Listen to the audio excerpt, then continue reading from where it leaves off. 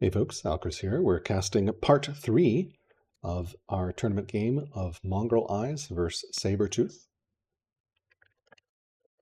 When we left off, we had a pretty exciting situation here at Cojito, where Sabertooth had settled this city pretty aggressively, and now is managing to hold it, and we'll see how this game goes. So let me just quickly post the stream. 3 live 8.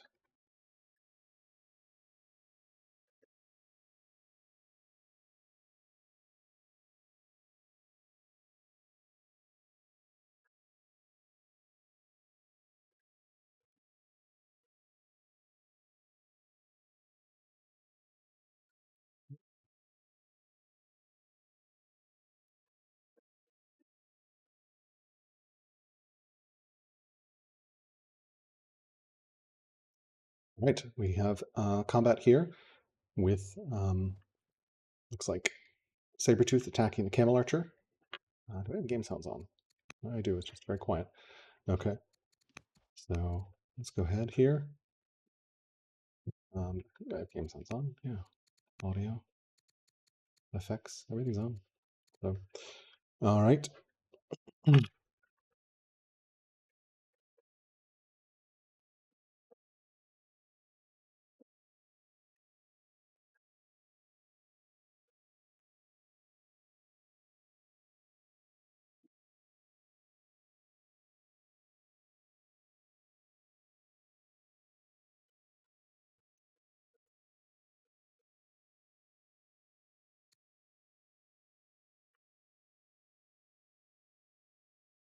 Okay, so we should flip over to, okay, we're on Axum's position here. He's got a bunch of units. Done a bunch of attacks. He did lose a Spearman and a Demit here.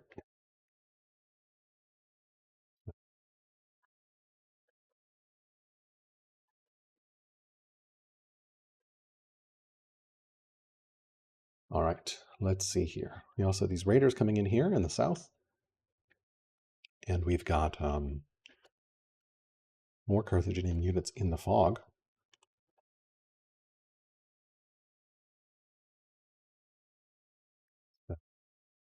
Playing the first turn without a turn timer, and then they will resume with the timer once they get underway. Actually turn off instant movement. Over here is instant movement, maybe.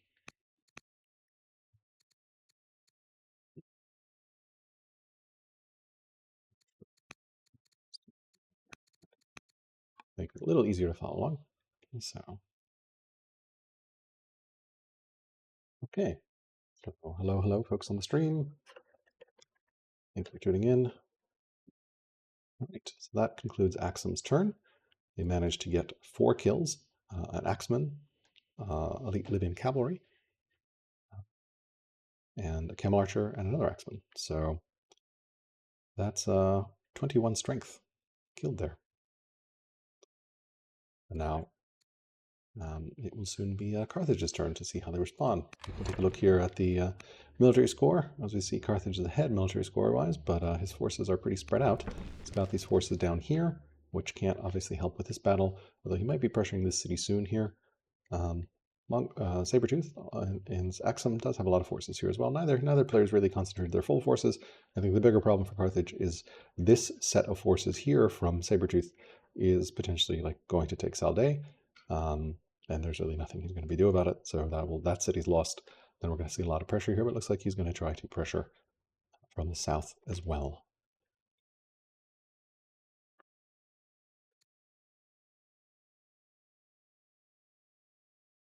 Hey.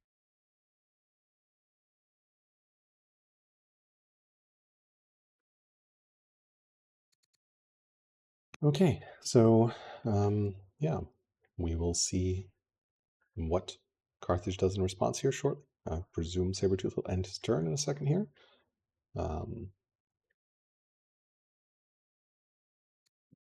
He is passing judgment.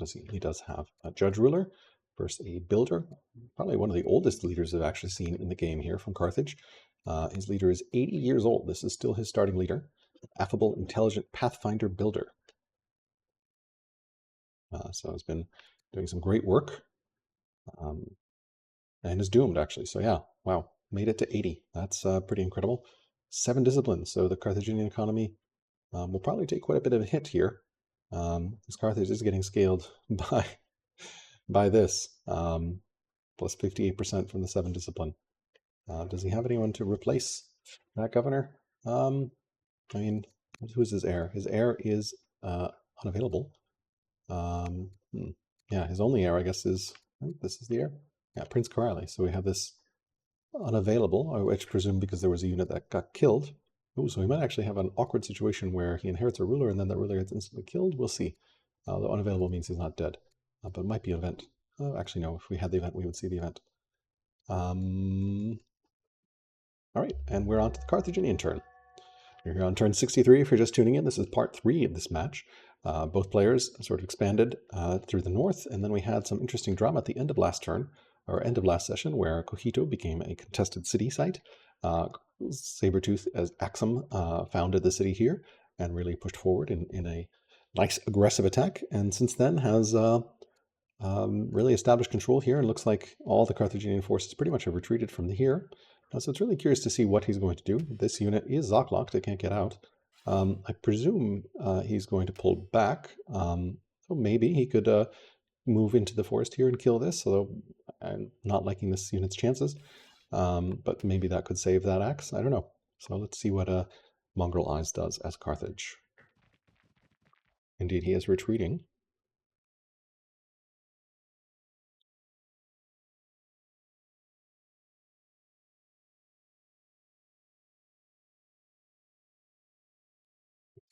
Resource view.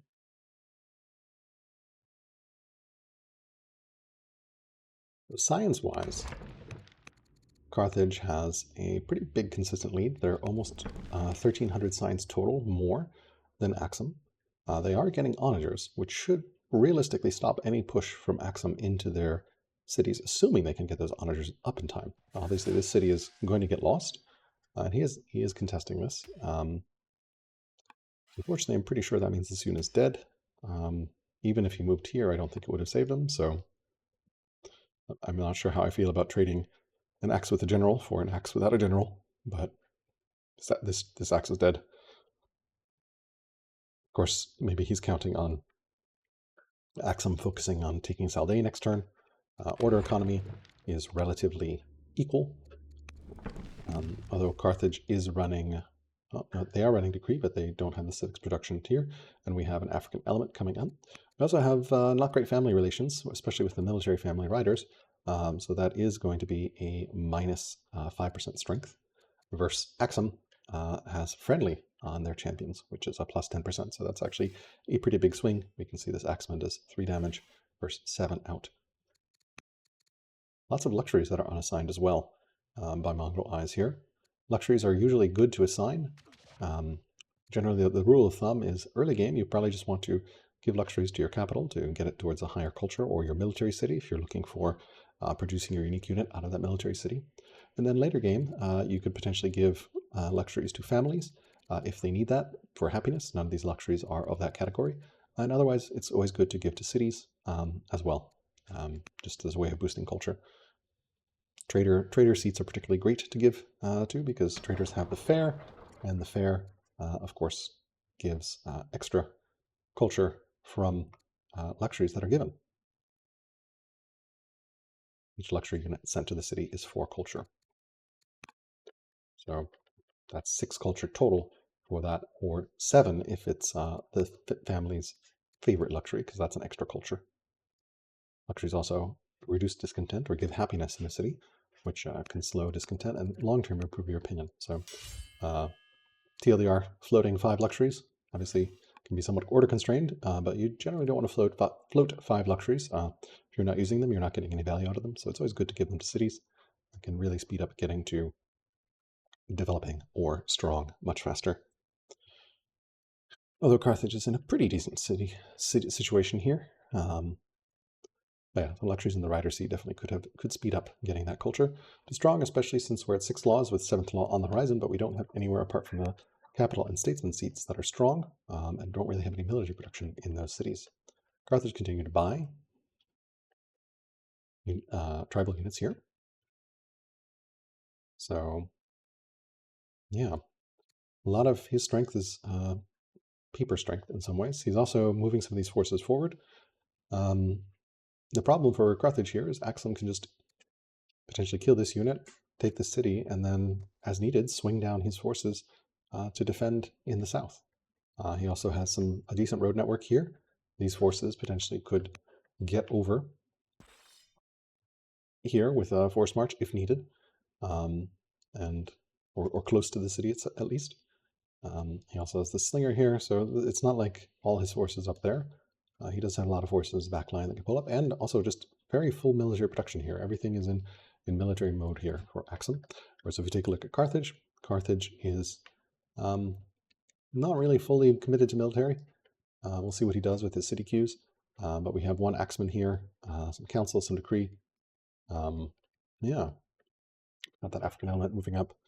He did assign his new leader, so he now has a commander. The nice thing about commander, of course, is the 10 XP for all units, so you'll get lots of XP on your units. And a neat thing is when you have a max strength unit or maximum promoted unit, like a level 5 unit, that 10 XP turns into training. So potentially can give you quite a lot of training. The other sort of underestimated thing I would say from Commander is this 10 defense strength for infantry units. It can make your infantry units that much tougher. He also has a ranger, so he'll probably want to make sure his units are in trees where he's fighting to get extra strength there. And then lastly, of course, Commander, as a flanking unit, can do some insane damage because it's plus 100% attack flanking. This is the leader commander bonus. And then the normal commander bonus is just 20% strength for adjacent. So really want to see him make use of this because it can pack a huge punch. Commander with flanking can do more damage, I think, than any other unit in the game. Just because that plus 100% attack. It's like effectively like a guaranteed crit, but of course it could crit again. It could crit itself. So you can potentially have a huge multiplier on your base attack, assuming you can get that flank off, which is not always easy. Flanking is, of course, when a unit is on one side and on the other. So if we wanted to flank this, we would put a unit here, and then we would put a unit here, and then we could flank or anything just on tiles on opposite side of the unit. Right. Carthage is out of orders here. We'll see what the events are, or maybe we won't because they won't open up. Okay. This continues road build over here. He does have peace with Numidians, and he is slowly pushing here, but again, he doesn't really have the orders to fight on two fronts.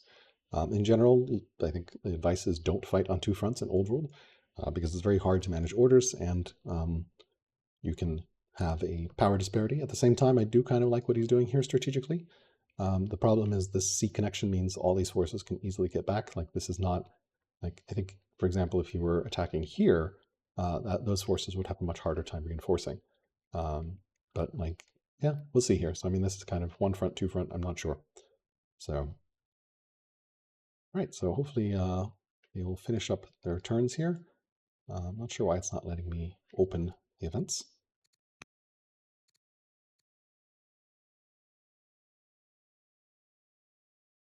Yeah. Getting some disciples. Religion-wise, Carthaginians do have Judaism and Zoroastrianism, so no religion on the Axum side. And again, they do have that tech lead and have had that tech lead for the entire game. Of course, science does not necessarily mean victory, but long term it probably does because it gives you stronger units, unless, of course, you get flooded with lots of units or your opponent catches up to 8 strength units, and then science matters a lot less, just because once you have 8 strength, there's really not that much more apart from cataphracts and polyvolley. So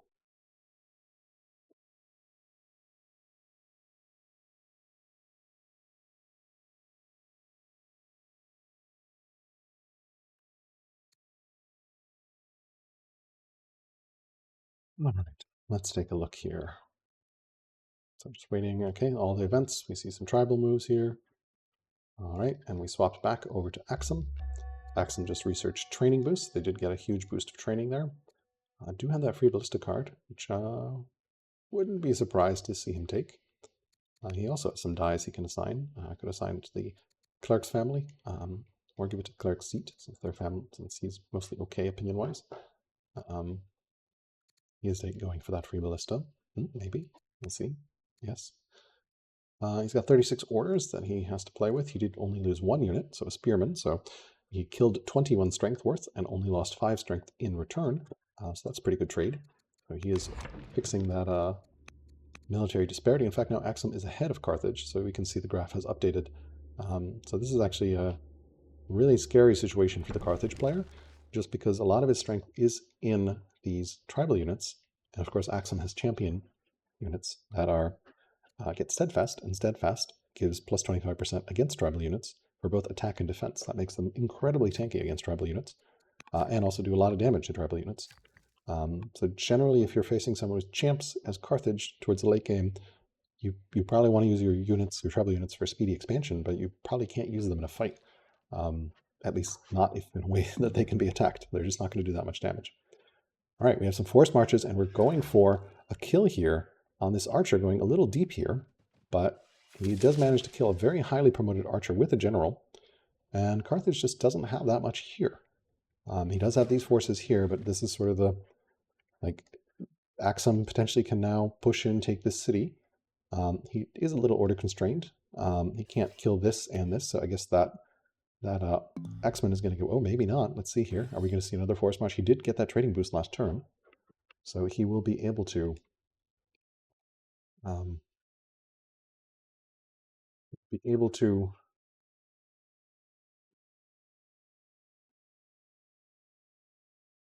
to attack here.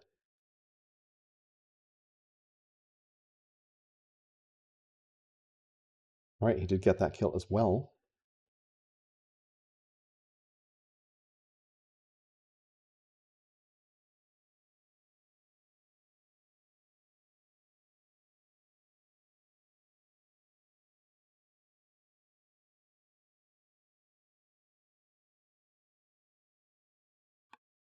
He has killed 2 units, an archer and an axeman. That does mean he's going to take a longer time to capture this city, since he's not able to move at both. And he also has some issues on this. I would like to see this swapped over to repair, because there is a risk that the city will just fall if it keeps getting hit. He does have a militia here, but he's very order constrained. Events, for some reason, are not showing. That is a little weird. I'm not sure why I can't see events in observer mode.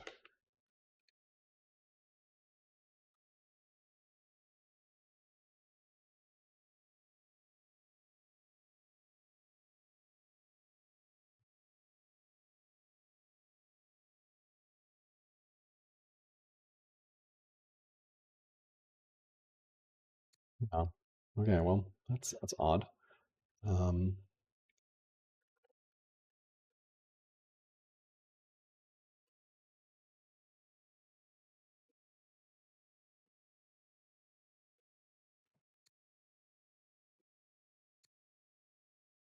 Oh, I can pull it up with 1.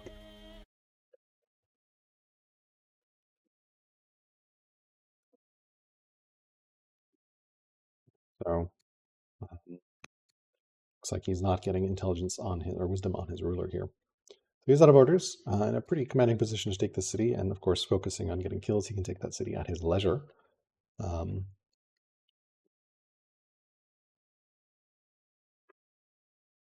Interesting situation here. A lot of idle orders, just 1 improvement under construction.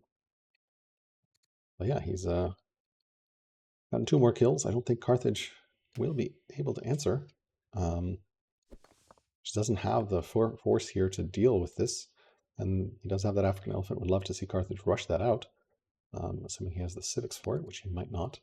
We are back over to Carthage here. He does have the civics for it, so in theory he could have rushed that out last turn for 300 civics to get himself an elephant in the field. In fact, rushing is very powerful for a huge power spike, especially as Carthage, where you tend to be floating quite a lot of civics.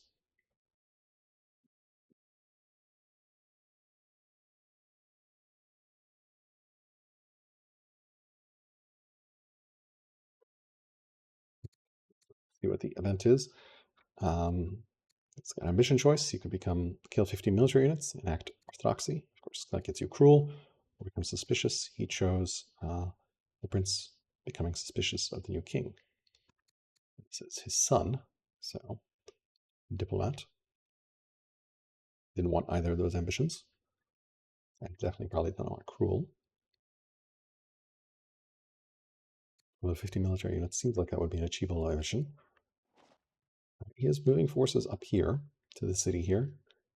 Awkwardly, in some ways, that is putting them in range of Carthage, of Axum to kill. I'd like to see them maybe behind the city or in the forest or something. I'm not sure. Well, I guess they're somewhat protected here, but like, as we can see, like the spearman, because it's a champion's spearman, does 13 damage to this 3 strength skirmisher.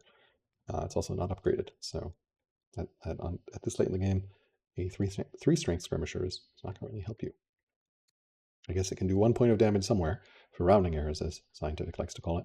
All right, we do have a commander in the city, so any attack on the city that potentially could get flanked could see that unit get destroyed. Yeah, I'm expecting Axum next turn to take this city. Let's see what Carthage does down here. Okay, he did heal up there.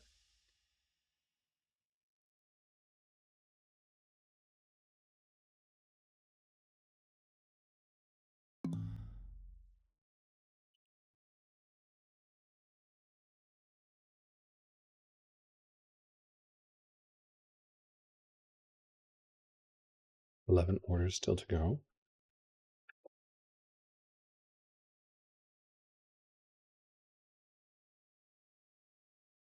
And yeah, I mean, I think Axum is in a pretty commanding position here. He does have a pretty big military lead.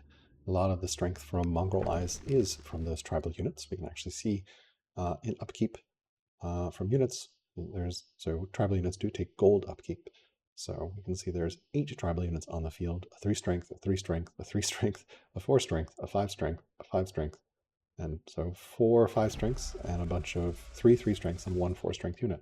That's a lot of that military power that is in yeah, that's 330 of his power is tribal. So his actual power is 600, is under 600. So Axum is going to Axum has a commanding military advantage at this point, even though they show he actually shows stronger as well.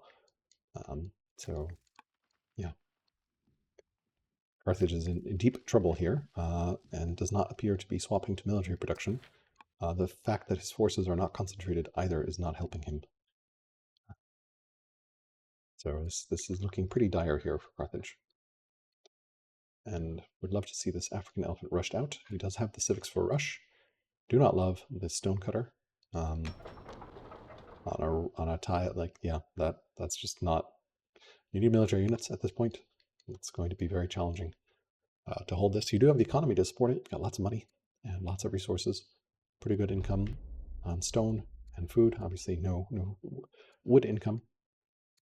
And minus 23 is a little hard to support. So all those archers. Forgot to start timer. That's okay. Start it here next turn.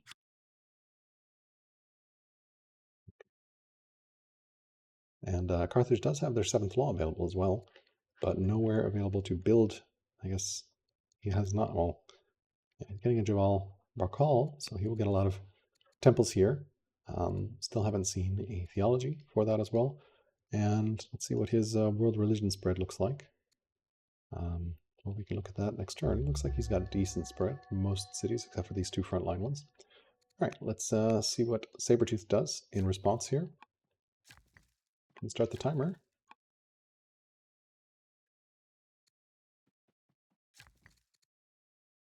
To start it, I can as an observer.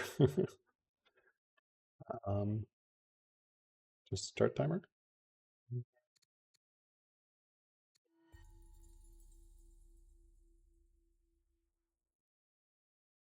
Okay, so he's building some roads here to connect stuff. Presume he's going to take this. I can't click the events, I have to actually hit 1. Choice of this. Ooh, robust, potentially good for that governor. Affable, also potentially good. Inspiring cultivator, and prosperous. List is on his way. I can right click, thank you, sign.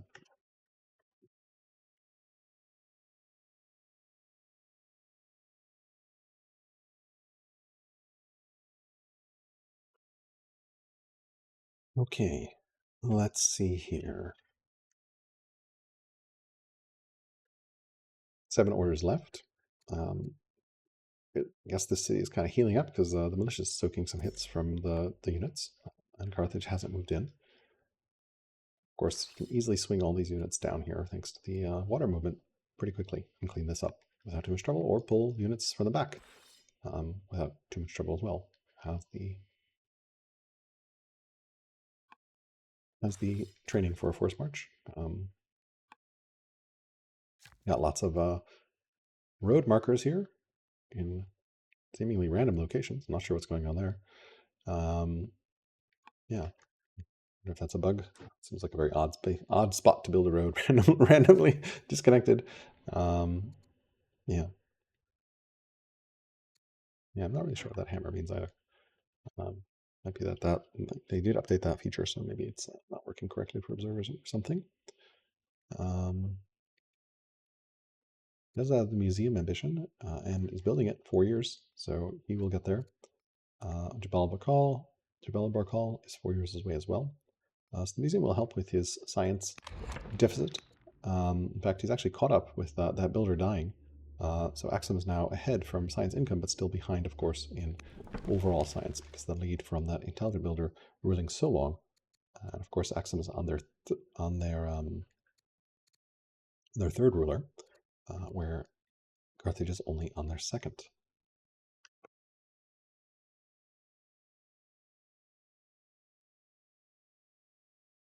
So, yeah, good for him to take the city at some point. But yeah, he's kind of pretty order constrained at this point. Do like this road here to connect movement between. Back over to Carthage. Can right-click these events. Developing culture event. He could get an ambition for calligraphy, or some culture and some happiness. Doesn't have the wisdom for this, so I guess he has to declare war on the Numidians. Oh no. Oh no. Oh no. That is a very awkward event for him, but I'm not sure how he resolved it. Abdicate to diplomat when favorable. Did he just abdicate? He did just abdicate. Not sure what happened to the event. That is going to tank his legitimacy. But yeah, I'm not sure what happened to the war with the Numidian event. It looks like it disappeared because of the abdication. Because he's still at peace with the Numidians, and of course it would be absolutely terrible for him to have war with the Numidians. That would be very, very bad. So he could potentially now get a national alliance, since he did abdicate to this diplomat. Potentially would have liked to see him assign the diplomat as a designated heir when his builder ruler was doomed. But yeah, I'm not really sure. I guess maybe that event was tied to the leader, so it went away if he abdicated. Because yeah, war with the Numidians would have been deeply, deeply, deeply challenging. But this way, he should be able to get a tribal alliance with our friends, the Numidians. Tribal alliance with the Numidians. He just needs 400 training as a diplomat, so next turn should be able to do it. And that will, of course, let him settle on all these Numidian sites, which will be really big. He does have settlers running around. Just one, but is he building any others? He is. Feels like it's coming a little late, though, because Axum's going to push in, but potentially he could settle this site, 3, 4, 5. Of course, it's going to scale up gold-wise, but it's about 900 to settle, I think. I don't know if I can see this. I don't think I'll be able to see the cost until he actually moves onto the tile.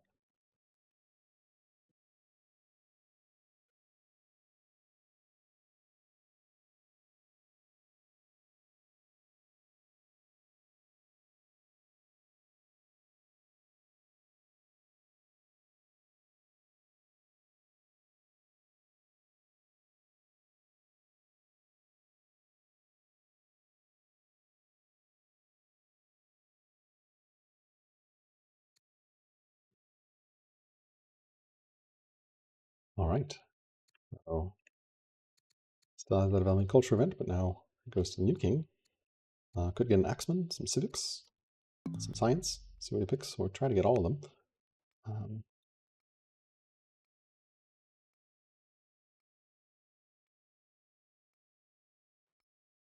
3 years on the Jebel Barkal. Presume he's going to settle here, I presume, because he's sitting there once he gets the tribal alliance. Of course, it'll take a couple years to do that, and 400 training. Axum's consolidated his forces here, so expecting Axum to take Salday next turn, and then potentially clean up what's going on in Sabat, and then push in for Utica. And it looks like he did pull back this archer, so he's not trying to fight a two-front war there.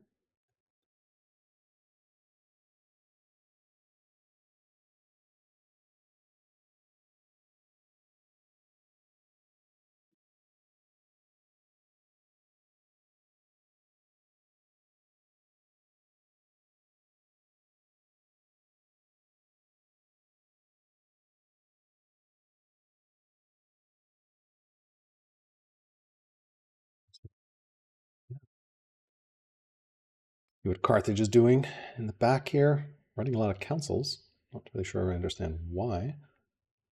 He did use training somewhere. Maybe he's trying to catch up training-wise to get to that 400. He's going to fall a little bit short here. He needs 6 more training to start the tribal lines next turn. It looks like he did use training. He had enough training last before he used something, but it looks like he spent training on something. Maybe a force march? I'm not sure. Force march? Yeah, that's really distracting as an observer when that thing pulls me back. Okay, we see him moving this, but I guess it's kind of cool as well because it helps focus on the action. So he is trying to pull this forward. That little sound is, and the camera focuses when you try to move a unit off screen, it will alert you and then show you where the unit is that you were trying to move. It's a change in a recent patch.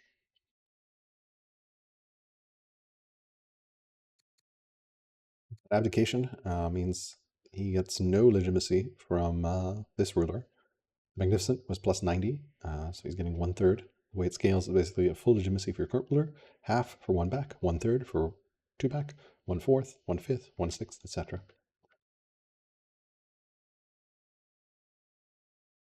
Axum is in a powerful position at this point.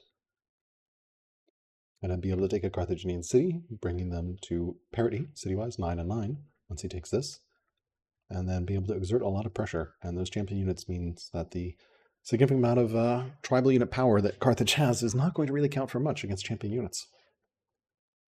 I mean, obviously, we'll do a little bit, but like it's especially this late in the game, turn 65, it's not going to be as powerful as it is on turn 20. They're capped at 6 strength. Axum is at 5 laws. Carthage is now at 7 as well, but has not started a sigil anywhere. In fact, does not have a stronghold in this city or this city. So, yeah, does have a stronghold here, but we are 20 years away. Awkwardly, he has 3 luxuries, so he could assign all 3 of these luxuries many, many turns ago to get plus 6 culture, which would be a significant increase culture-wise. So yeah, had he done that many turns ago, potentially the city would be strong. Okay. Lag here. All right, turn 66. What will Axum do here? Got the Prison Conscripts event, so some rebel units here.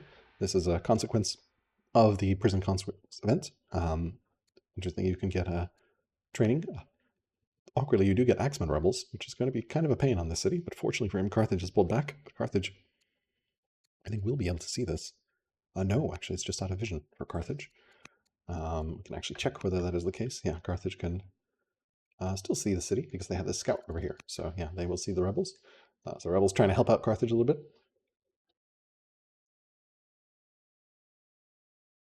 All right, so what will Axum do? Spending orders somewhere. Right, looks like some worker moves.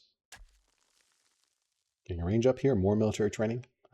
36 training in, so we can sort by the cities. 33 training here. If we compare to Carthage training income, Carthage's training, we have 52 in Maleth. I think that's because he's running council, and council, of course, increases training based on the culture level of the city. So that is a little misleading with all these councils. Yeah, the base training of the city is 20. Yeah, well, no easy way to get to the base training while council is running. So we'll take a look at that when they're not running council. Right, he is now starting to attack Salday. This should fall relatively easily. Don't know that he'll be able to take it this turn. Doesn't look like it. Oh, he's moving his spear towards the front. So yeah, I think he realizes he's enough here to take an archer towards the front. And then, yeah.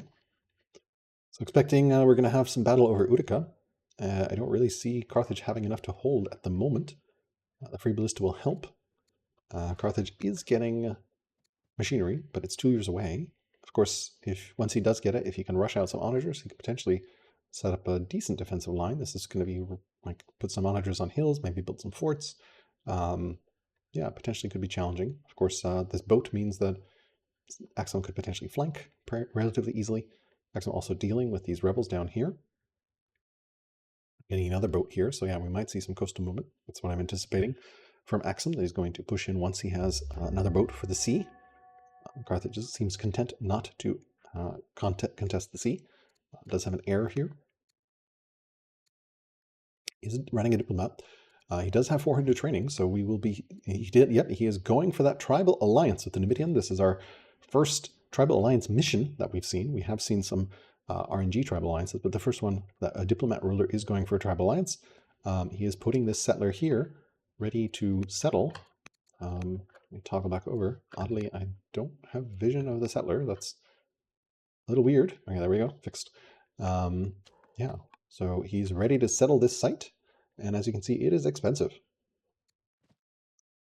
So once the tribal alliance happens, you won't have the Nubian site, and it costs 1,800 gold. So that is a huge amount of gold. I'm curious what that scales with. Maybe it scales with the number of cities you have. I'm not really sure. I thought it was 900 for the first one, but maybe, again, it's been a long time since I've settled a city on a tribal alliance. So that is really expensive. So he's gonna, yeah, he's got 1, 2, 3, 4, 5 sites that he would love to settle with Numidian. If they're each 2,000 gold, that's 10,000 gold. Into settling 10,000 gold is a wonder, easily. So yeah, tribal alliance, also 400 training to activate the tribal alliance. That's a expensive investment. On the bright side, though, now you have all these units that are effectively on your side. You can move them once you have the tribal alliance. Of course, they will take your orders. They will also move independently. So one thing you can do is you can move them into position, and then once they have something to attack, they will move on their own, but they won't attack otherwise. Another cute trick you can do is after you've settled all your cities with your tribal alliance, you can go back down to peace, and then they will start raiding your opponent. The downside of a tribal alliance is they will not raid while they are tribally allied, because, of course, they want to make their units available to you to do what you need with them. 2 years on the Jebel Barkal, no second theology. He does have 4 cities with Carthage with shrines here. Yeah. Yes, here we go. And looks like he is running polytheism, so he can spread that a bit more to get that bonus from the mythology. And of course his Zoro cities.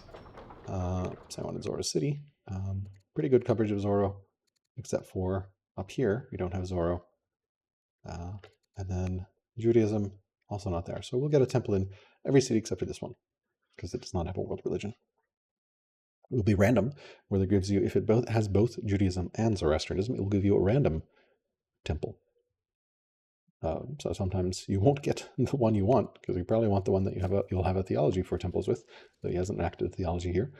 Looks like he's kind of settling in for a fight on Utica.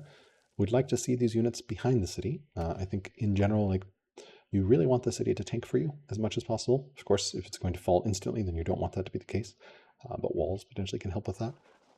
This would be a good moment to build walls in Utica, because you're expecting Utica to be under combat. And then, yeah, the reason I like units behind the city is that way the city exerts zone of control by itself and can shorten the front, and you can kind of concentrate forces behind the city. In front of the city, you're kind of your opponent can kind of walk in and kill your units, which is probably going to happen here shortly. So we'll see how that goes. I think Axum is going to concentrate their forces first and obviously deal with these rebels. One potential saving grace for Carthage here is they are getting machinery, and they do have 7 laws. Unfortunately, they don't have a way of turning those 7 laws into an 8th strength unit, because the city is not strong yet, and they don't have a stronghold or even a garrison in the city. So yeah, they just don't have a way of making use of 7 laws. Timing that culture in your rider seat or your military seat for your unique unit is very, very important. All right, we're over to Axum. We got free ballista, and we're getting husbandry, passing up the free Demit warrior or a free Byrene. All right, continuing to clean up here in Sabat. We have this event, intelligent or insane. Oh man, that is always such a dice roll. Intelligent, pretty good. Insane, really bad.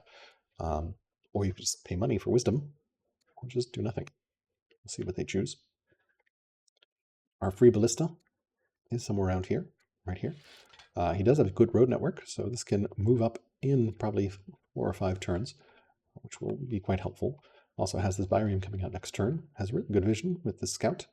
Especially, I think he was having issues losing scouts. I think, oh, he's also dealing with this raid down here from the Vandals. Does have some forces here. No one has claimed or cleared this site. Use settler to cap, settle with his gum later. Yeah, there is a settler in the cap to do that. So I guess that's what that last settler is for.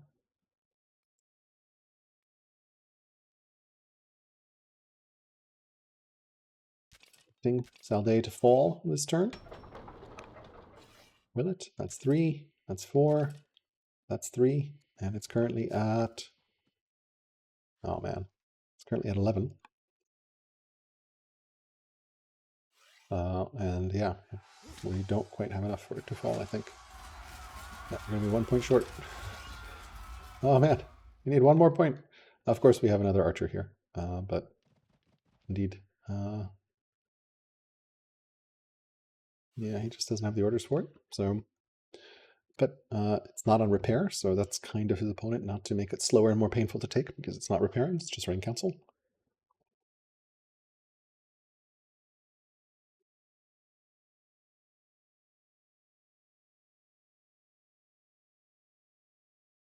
Law-wise, Carthage has on slavery, centralization, serfdom, divine rule, and philosophy.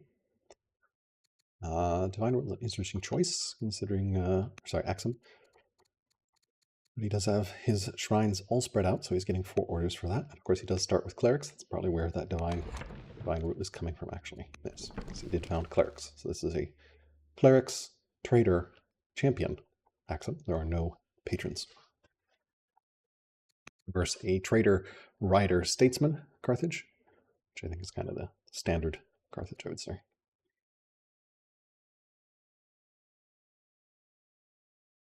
We're on turn 67, seeing what Axum does with the remaining orders. Well, they're out of orders, so remaining time on the clock. They do have some production queues. They did take they dice rolled and they got intelligent from their son and heir, which is pretty good. They're a tactics student as well, so that'll be interesting to see here. We'll see an awesome general. We are still running that judge, and that judge is holding court to continue fuel civics economy, which is really good. Hold court is probably one of the strongest abilities in the game, and civics, of course, I think are one of the most valuable resources you can have because they enable rushing at just developing with nothing else. And also laws, and also, yeah, civics very good. Wonders take civics. Yeah, so, all right. Starting turn here. This is, of course, a lower bracket elimination bracket game.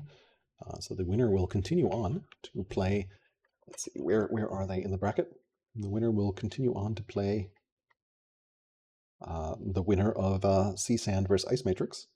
The loser, unfortunately, will be out of the tournament.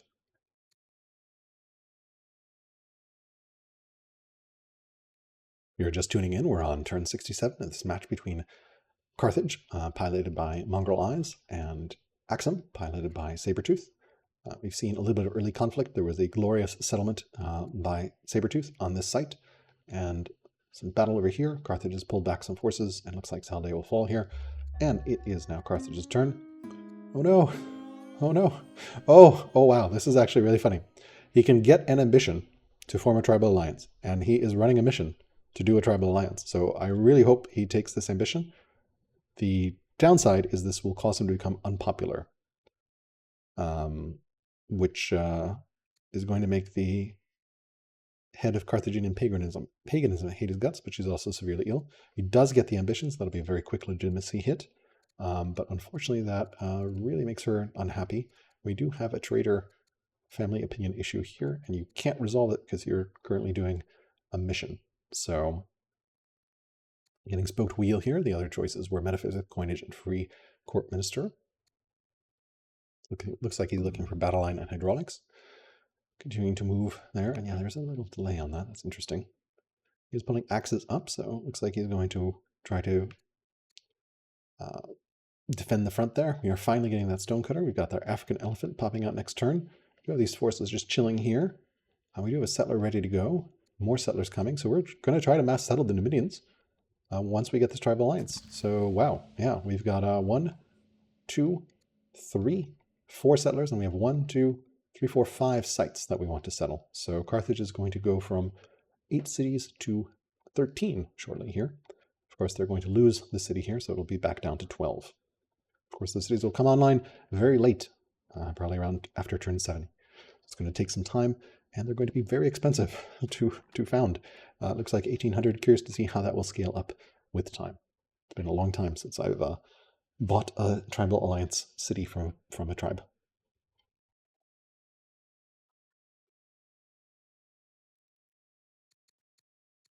Lines-wise, Carthage is still ahead aggregate-wise by 1,500, but behind in current income. And order-wise, Axum actually has the order advantage here. You can see legitimacy. Carthage had that glorious ruler for a long time, and then once we had the death and the abdication, there's now a pretty big legitimacy gap that's driving the order gap. 70 legitimacy difference, which is about 7 orders. He's promoting this, and of course is getting XP from all the commander. Or no, we don't have a commander anymore. That's the commander ruler, but now we have a diplomat, so no more XP. I really hope he remembers about unpopular next turn, because it gives you 5% rebel chance in all cities. You really want to run the Seek Political Allies mission as quickly as you can when you're unpopular. Unfortunately, unpopular for some reason does not show up here. Not sure why it doesn't. I wish it did. Oh, he's going to try to force march. Oh, not into the city, but he does kill the unit. Okay. It doesn't matter. That unit's dead either way. But yeah, can snipe a kill with this 5 strength Javelier. I mean, it's not going to live very long. As you can see, it pretty much dies to these units very quickly. Yeah, I would love to see the city on repair a couple turns ago as well.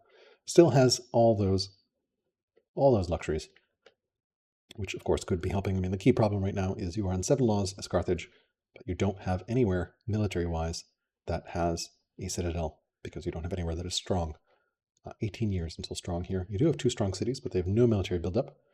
And we got 1 more year on Jebel Barkal. Presume, yeah, I mean, I would love to also see a theology and potentially spreading his religion to here so that he gets a temple there. I don't know that he has a disciple. He does have a couple of disciples floating around, so he could get that theology. Revelation would be particularly good. All right, especially for the orders. Sabertooth's turn. He did discovery husbandry, monotheism, battle line. He's getting food boost. I guess he wants to cycle towards polis, spoked wheel, or rhetoric. We can take a look at what he's got marked on the tech tree. Looks like he's going for stirrups, as well as I presume forestry. Yes, because he needs that wood income to be fixed out. All right, we do have that byrene produced here in the middle. It is going out and probably going to anchor soon, or maybe continue to move forward. It is anchoring, so now we're going to have a flank here, which is going to be really dangerous for Carthage, because now units can come in from this side. As well as from this side, and of course they have water movement, so once this gets up here, we can see, of course, lots of forces concentrate. He has cleaned up the rebels over here. Carthage has pulled back these forces in the south, and then presume we're going to see Axum take out this city, and then continue to push forward. Maybe we'll see this Byrene move up as well here. It's not really doing anything there. Also dealing with these raiders down here.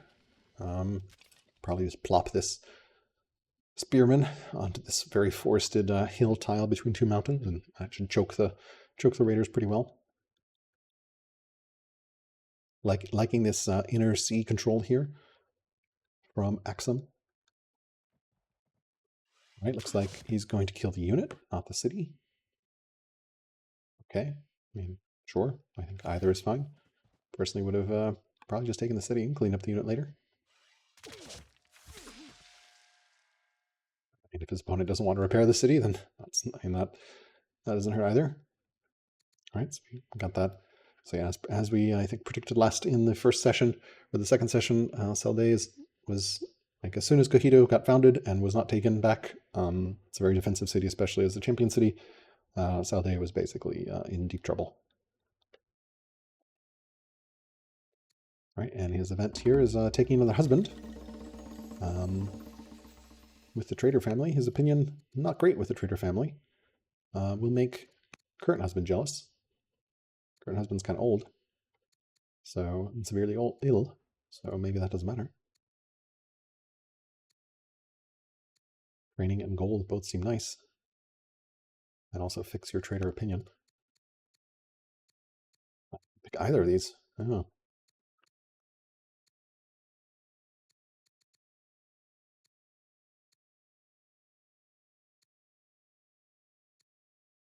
It's actually proposing the same guy. It's just two different rewards. Do you want money or training? Okay. You can get your choice. Probably, I mean, money, training doesn't matter. Oh, not sure what he picked. All right. It is now Carthage's turn. Tribal alliance, and he's got all the Zoroastrian temples to place. In fact, it all rolled. Oh, one Jewish temple, and we do have a tribal alliance. So let's find that tribal alliance event. Oh, it's already been resolved. We now have a tribal alliance, and he's got lots and lots of temples to place. So now he can buy off this event. Oh my lord! He needs to place all these temples. Get some ambitions, capture foreign capital, fix your economy, or just get some legitimacy. Fix economy is always good because you probably want to have a good economy. And yeah, okay, now it's 900. This is what I expected. So yeah, it is only 900. And I think it scales up per city by 100, maybe, something like that. We'll find out shortly. So okay, it's not the 1800 that was showing before the tribal lines. I'm actually kind of confused that was even showing on the tooltip before it was possible. But yeah.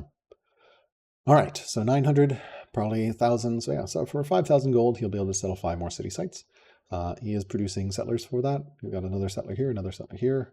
This settler is already moving out, and this settler's here, so just needs one more settler, I think. He's got 2 more in the pipe, and then 2 on the field, and 5 city sites, so he needs 1 more to start somewhere. That will definitely shore up. So that was a long-term gamble from MongrelEyes as Carthage of saying, I am going to not kill this tribe that is all around me. I'm going to hire from them all game, and then I am going to hope I get a diplomat at some point, and then go for a tribal alliance or pray that I get a tribal alliance mission. He ended up having to go diplomat and did manage to pull it off. We are, of course, on a tiny continent map, so it's a little larger. And he did found Tingis, Statesman City. So, family opinion, Statesman is good, not so great with the traders, but it's fixed from where it was. Diplomat is, of course, helping. I really hope he knows this is unpopular. I really wish unpopular showed up here, because he does need to run this Seek Political Allies mission to fix unpopular. Otherwise, he's going to have 5% rebel chance in all his cities. It's very easy to miss unpopular. Sabertooth is showing as stronger, I believe. Yes, but naive. So it's always an interesting position to be in. Easier to fix military deficit than science deficit, but military deficit will kill you. Science deficit won't.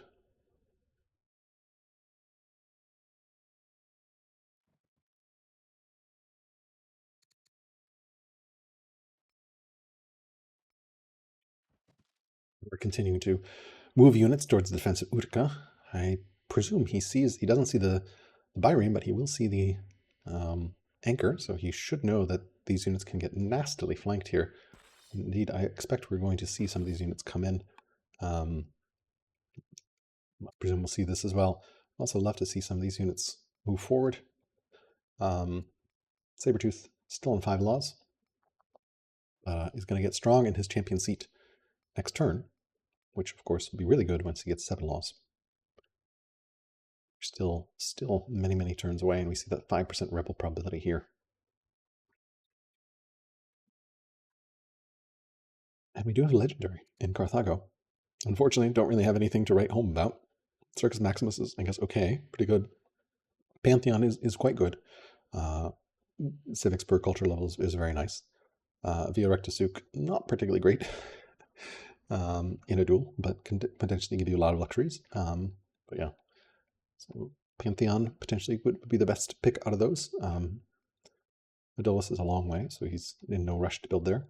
He doesn't know that, but yeah, he's going to be the only legendary city on the map for a while. Of course, that legendary is coming from all these fishers. Take a look at the culture income here. Yeah, fishers and nets. Pretty big majority of source of his culture. Not majority, but the biggest chunk.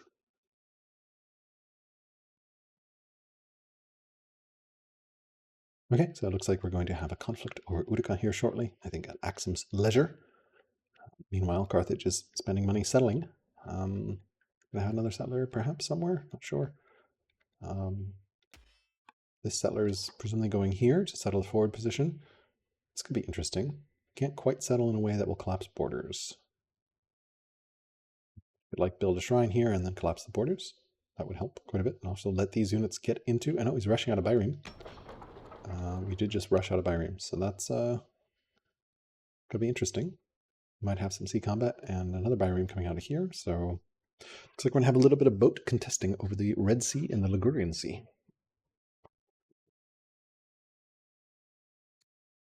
Still unassigned luxuries. Divine Rule. Legacy. Probably not going to get fulfilled here for a while, but maybe. Oh, he did pick the fix your economy one. It's kind of decent, except for, the minus 40 wood.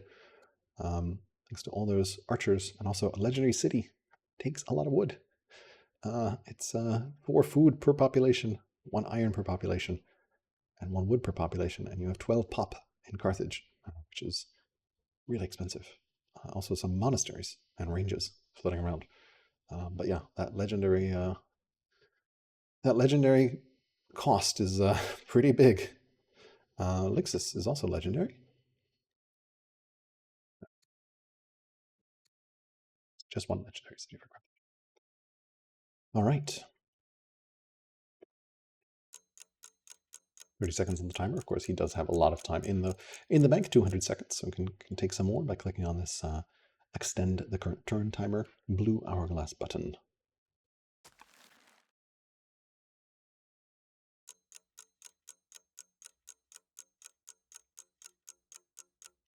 Indeed, he did use that, so that's great. Took 40 seconds out of the clock, out of the bank, so we can make use of this. So it's 5 orders, moving some slingers up to the front, trying to concentrate his forces, which is the right play. Curious to see what happens with his Byreme. Is he going to anchor it to try to get these forces north, which is what I would like to see, or is he going to try to contest the water, which will not end well because there's 2 Byremes to 1 Byreme. 2 Byremes always beat 1 Byreme. Sea combat is pretty deterministic based on how many units you have. 1 more order, 2 more orders. So I presume this city is going to settle. Don't think those borders will collapse. I don't know the border collapse rules offhand. I kind of think they would if they're that close, though. Maybe it's 1 tile where the collapse happens, not 2. Right. It is now Axum's turn.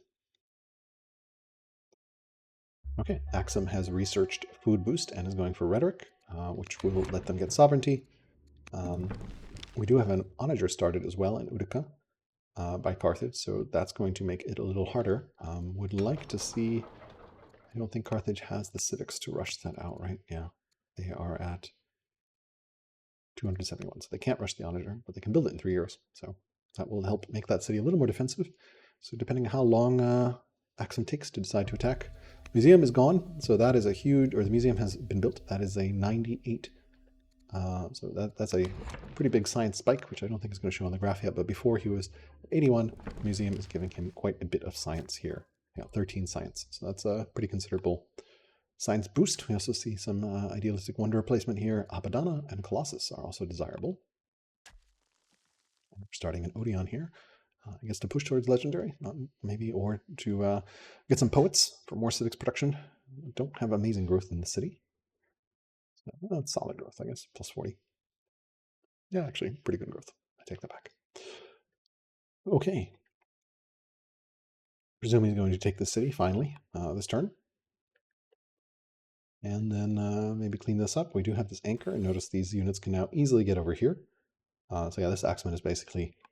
It feels like it might be safe, but it is dead if he wants to push in. Don't know that I would push in quite yet. But yeah. There are some legendary wonders up for grabs: Circus Maximus, Pantheon, and Via Recta. So Pantheon is probably the best of the bunch. Circus Maximus can be good, but kind of underwhelming a little bit. Especially, yeah. So Swift is nice on your mounted unit, I guess, but like, it's yeah. Circus, I would probably build Pantheon first. The 2 civics per year per culture level is a lot of base civics in all your state religion cities. The Ballista is on the field here. Yes, I mean, the problem with all the legendary wonders is that is a lot of resources to invest. 1,800 stone would be an insane amount of money at this point. You could just turn that into units, and units win you games. So I think there's only a few wonders that I'm coming down to the conclusion that wonders are in some ways, unless they're very, very, very transformative, like the Heliopolis or the Colosseum, or something relatively cheap like the pyramids or the ziggurat, or something like Ishtar that lets you get rushing out of all your cities and can be great in that sense. Or like Jarwan Aqueduct, which gives you a nice little science bonus in the right spot, or Jebel Barkal. So there are some good, and museum, right, for the science. But apart from like the best wonders, I think many wonders, like especially the legendary ones that aren't that great, are not worth the. Right, so we see Axa moving around here, getting at the vision. Not sure why the vision isn't updating. Seems a little odd as well. He did take Salday at long last. Yes, Ziggurat. An early Ziggurat really helps, just because you save a ton of stuff for improvements over the game. That really adds up to that minus 20% improvement costs. And the 20 civics a year is actually also nothing to sleep on early. That adds up. I mean, 20 civics a year. That Zig is still 20% of his civics income on turn 69. Don't know. I wish it showed me what year it was built, but it doesn't. Could go through that, but I'm not going to. And then, yeah, museum is done. So,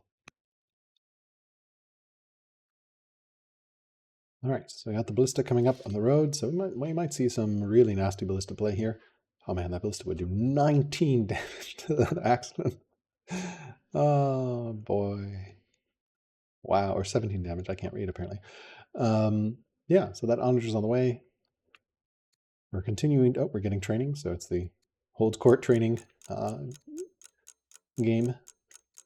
Pay 100 civics to hold, to get training. Pay 100 training to get civics. So it can be a little tricky as a judge to not zero out your training pool, because you really want Hold Court. But yeah, that's a very nice civic stockpile.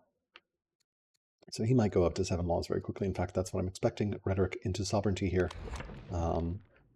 which will let him build his 7 strength unit. So really nice job, Sabertooth, timing his unit here. Statesman, riders. He's mapping what he wants where. So expecting some more settlement from Carthage this turn. Really curious to see what he does with his Byreme up here. If you're just joining us, we're on turn 69 of this lower bracket elimination bracket match between Sabertooth controlling Axum and MongrelEyes controlling Carthage. We've had a little bit of conflict here. Axum made an aggressive forward settlement here after Carthage had cleared the site and left it undefended with a beautiful force march settler that just plopped onto the site, and then they were able to defend the city. And then since then have taken this forward settled Carthage site. Carthage actually had a settler standing next to the tile, but wasn't able to settle. And then Axum managed to settle it, and then Carthage suddenly moved here, and now Axum has taken that city. And we're probably going to see some conflict over Utica and potentially some conflict in the sea here. Looks like other things of note. Carthage does have a diplomat leader, and we saw our first tribal alliance from the mission to create a tribal alliance, which let them tribally ally the Numidians. And since then, he has been settling cities with the Numidians, buying them for gold. Cost about 900 gold, I think, scaling up by 100 for each one. And he has 5 Numidian sites. So his long-term gamble of, I'm not going to kill the Numidians, I'm going to be their friends, and then I will settle them, has paid off. Or at least we'll see whether it pays off long-term. But it definitely has, he has managed to do it. Presume this will be a trader spot, maybe. Yeah. Got another Byreme coming out here, so maybe he does want to contest the sea. awkwardly, this Byreme could die or be killed. We'll see. Yeah, he settled here, so those borders do not connect. He's building another Byreme. Would really love to see this Byreme anchor. I don't think you can contest, but you can anchor. And then these units can help support north, because I think Utica is going to be under a lot of pressure. He does have machinery, so he's getting onagers, which will help the defense quite a bit and make it a little harder for Axum to break in. However, you kind of do need a critical mass of onagers in order for that to work. Road building from Axum over here. He is dealing with these rebels. Fortunately, this mountain pass, or not rebels, raiders. Fortunately, this mountain pass will help. He is pulling up some units here. Putting some generals there. Presume he might keep some back. I don't know that I love this apprentice doctor in your champion seat. I don't know that I love that at all. I'd expect your champion seat to be really focused on printing units. It's very good at it. Okay. Carthage barracks over here. Moving around. All our cities, I think, are connected. Oh, no. We are missing this connection right here. I think he forgot about this. It's very easy to realize that you're missing one tile. And yeah, there's no road here, so both these cities are unconnected, as is this. So, yeah. All right, we have another settler here, another settler here. Then we'll settle something here. So, yeah. Very, very good econ at the moment. Lots and lots of food. Yeah, not seeing this Byron do anything right now. We will see what it does.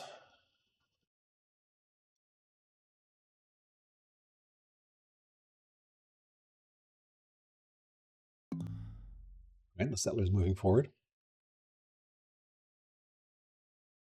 Zumi's going to settle here or here. It looks like he's made a note. This is riders. This is going to be statesmen.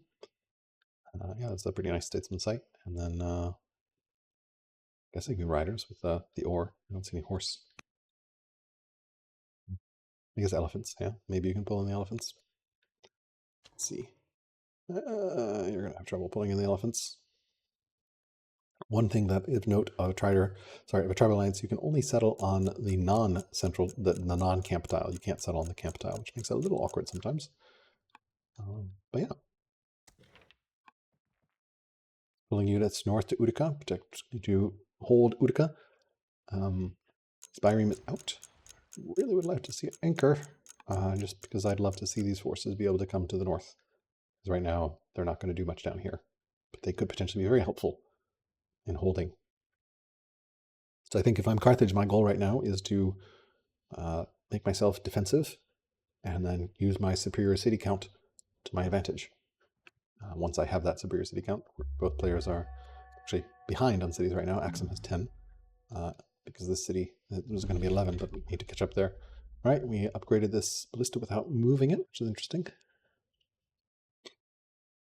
Event-wise, traditional could get artist, which is always an interesting event. Oh, and you could potentially be open to a marriage with the Numidians, which doesn't really matter for at this point, because they're in a tribal alliance, so they're not going to raid you, and presumably they're. I mean, I don't know that piece. Yeah, not sure. Getting sovereignty, and presumably we're going to get exploration or epics as our 6th law. So, oh, okay, good. We canceled this doctor. Yeah, if you want to build something, build an apprentice officer. And then, yeah, once we're strong, make sure to build that citadel. And you do have a judge, so actually don't build the citadel.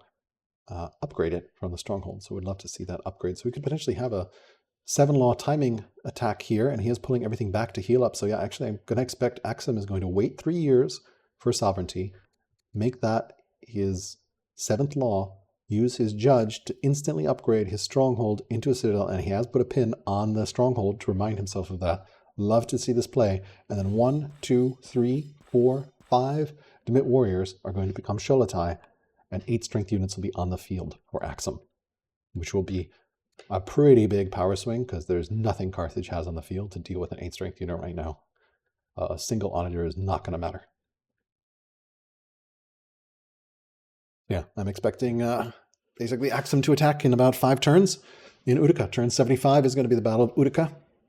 once maybe turn 76, 77, something around there, once we see these Sholatai upgraded and the 7 law timing.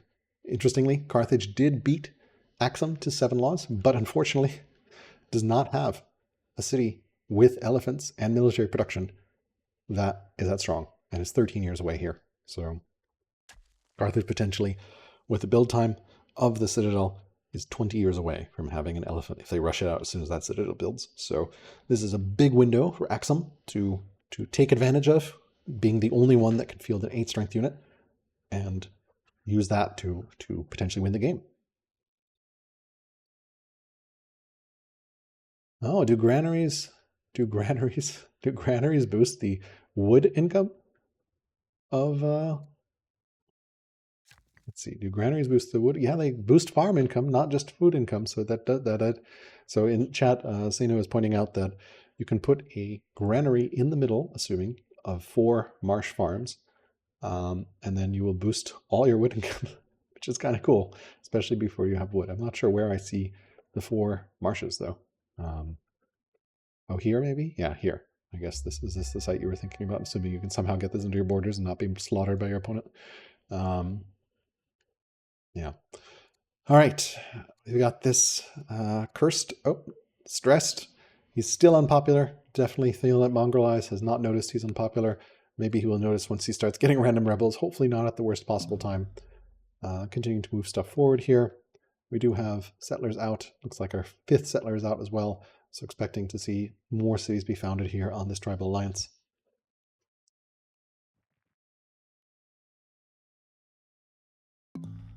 Getting some biremes. Didn't anchor with this bireme, so it looks like he's not going to pull these forces north. Would really, really love to see this bireme anchor and then get these forces north, but I think he wants to try to deny the sea, so he's trying to get a bunch of biremes out. Unfortunately, his opponent is going to build more biremes faster. So we'll see here.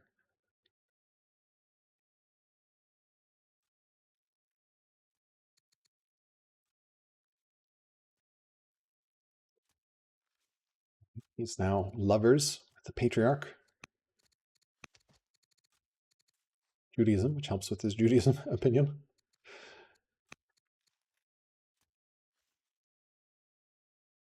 And he's moving here to settle. Curious where he will settle. It'd be really interesting, actually, if he settled on this tile, because that would give him access to the Black Sea with a boat, which could be an alternate front in the war, or take the Vandal site, which I don't think he scouted. So we'll see where he settles. Of course, can always push those borders later. But yeah, more chopping going on. Does need quite a bit of wood here. Minus 40. Again, ouch. Yeah, legendary from Carthage is actually hurting quite a bit on wood income. Getting legendary before, and the biremes are also costing. Yeah, building in marsh, I agree, is kind of a huge pain in the butt, because your workers take a point of damage every turn. So it's actually very painful to build in marsh. But it is, with centralization, possible, and does give you that nice source of wood early before you have lumber mills available. 10 more orders here for our friends in Carthage. And yeah, he's continuing to put units in the south, so would love to see, like, I probably would have settled the city slightly more east so that I could collapse these borders to have something that would be immune to bireme disruption, so I could move back and forth that way, or at least much harder for bireme disruption. But an anchor would be great to be able to pull these forces north.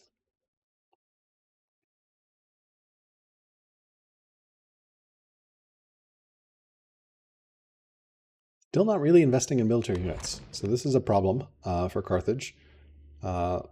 Axum is way ahead. About 300 or 400 of Carthage's power is also tribal units, which will melt to champions at this point, especially 8 strength champion units. That's not going to be pretty.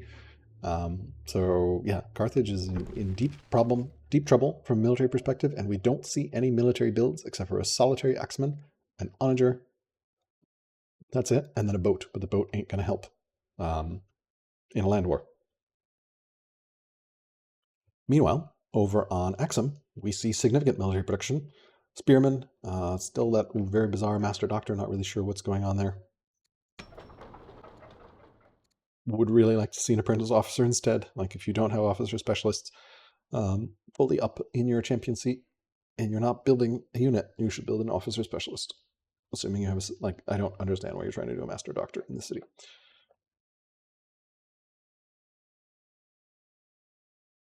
Sholatai is basically the same as Demit, except for it has 8 strength instead of 6, and they both share the same disarm promotion.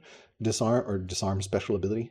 Basically, whenever they hit something, they apply disarmed. Disarmed is insanely good because it's minus 20 strength for both attack and defense, which means effectively you're making the unit easier to do more damage to. So you always want to attack first with your Sholatai or Demits on the unit you want to kill, so that makes you soften it up for everyone else.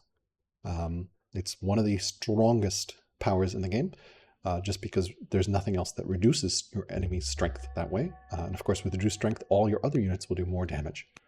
So we're 1 year away here from the great upgrade of Sholatai. We could be, for example, building a Demit instead of a Master Doctor, and then be ready to upgrade it again. We do have a decent economy for upgrade. They do take 200 iron, so you would love to see more iron investment, because plus 23 iron ain't going to be enough, especially since I think their upkeep is also iron. So we'll double check that. Yeah, their upkeep is iron, and Sholatai will be even more upkeep on iron.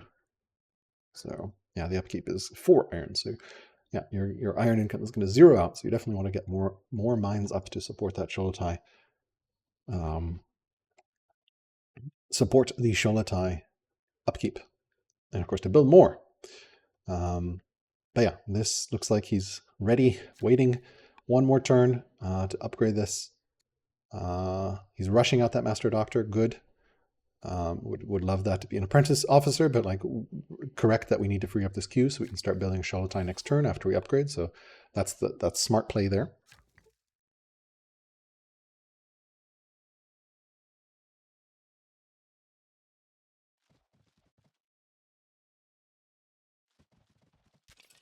And he's moving these forces slightly here. So yeah, I'm expecting a mass upgrade of these 5 Sholatai. And then an upgrade of the Citadel. And then move everything north. He's punting out. Oh, I love this. Hidden unit is a lot more visible on this scout. He's clearing this forest to deny vision for his opponent, so they won't see what's coming. Although, of course, it'll take 5 years, so they will see what's coming, assuming the Sholatai move by. So Carthage is in deep trouble. Single onager is not going to be enough to hold, and with the sea control in the Red Sea, Axum should be able to easily flank. Once we get that 7th law in 2 turns, an upgrade. So 7th law, turn 73, upgrade Citadel instantly, thanks to the power of Judge, assuming his Judge sticks around, which looks like it should. So on turn 73, we will be able to upgrade all these units, and then we'll move them up. Probably see an attack around turn 75, 76, 77, depending on how long and how quickly he wants to move up there. Still dealing with some raiders down here from that Vandal site, and scouting along in the ocean. A bit of sailing in the Indian Ocean for Carthage. Family opinion-wise, he's got champions at friendly, which is going to give them plus 20% strength, which is very, very determinate. Everyone else is cautious, so no penalties and no benefits. We're about to gear up here for some exciting action, so stay tuned. We're going to see the presumed Battle of Utica showing up soon, and see our 8-strength Sholatai units in combat, in action. And of course, with a beautiful Judge upgrade and a really solid law timing, and really got a props here to Sabertooth for getting this champion seat too strong, pretty much at the right time for 7 laws, so that he can immediately make use of it. Even though he didn't make it to 7 laws first, Carthage does not have a city with elephants that is ready. In fact, awkwardly, very awkwardly for Carthage, this city can't even build his unique unit because it doesn't have elephants. And he did not take the rider promotion. So Utica is actually the only city that Carthage can use to build elephants, because he imported elephants here. I presume the project doesn't come back if you lose the city. So Carthage is actually in deep trouble here. I would have loved to see an import into a much more defensible city. This city is pretty exposed, but this is his only source of elephants in the game. I think there is another site of elephants here. This one right here. If he founds, he can potentially try to connect some borders towards that city, but nothing is going to be naturally in borders. It's going to either need to get specialists down or put some improvements. We do have this. How much does it cost? 1,500 gold to settle that city. So it looks like it is scaling up by maybe 200 each time or something.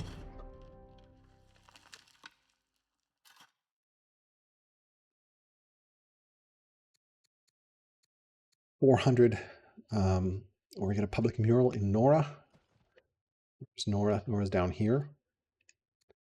Yeah, I mean, I don't know that I would spend the money at this point because I'm going to need the money for founding my 2 more cities here. But we don't see any military development from Carthage. This is very, very greedy, very risky play. Of course, if Axum leaves Carthage alone for like 20 turns, then maybe this will pay off for Carthage. But at this point, he's got to see this military build up on his borders. Like, he doesn't have great vision of what's inside here. He doesn't know what's coming. He does see his opponent is, actually down to similar. So that's interesting. I guess Carthage has, thanks to maybe the tribal alliance. I'm not sure why that's similar. Interesting. Yeah. So this is going to be exciting moment ahead here. A couple turns, we're going to have the battle. He's getting portcullis. His other choices were free wall elephant. I guess that's not an African elephant, it's a war elephant. Metaphysics and coinage, but honestly, you need units. And Axum is also ahead on science income now, even though the gap is still pretty big at 1,500. Of course, the gap doesn't matter, because even despite being behind in science, Axum is ahead in 8 strength units, because they are getting to 7 laws with a strong city that can build their unique unit before Carthage.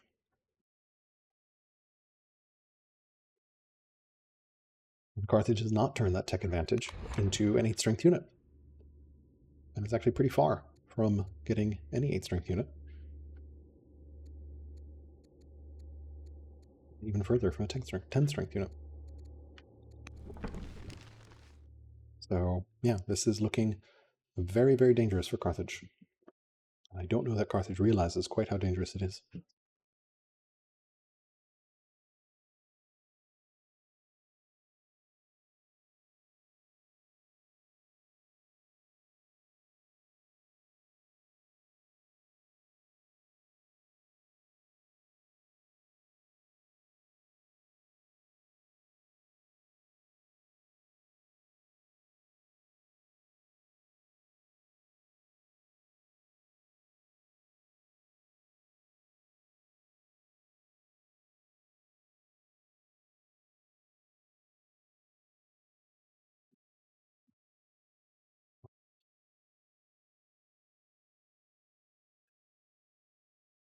Still 31 orders to spend for Carthage. He does have 160 seconds in the bank if he needs to use them.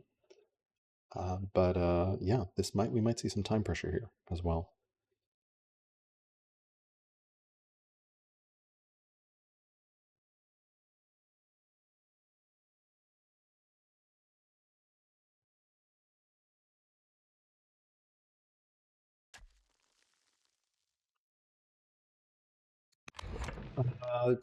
He doesn't have stirrups marked. He does have hydraulics marked.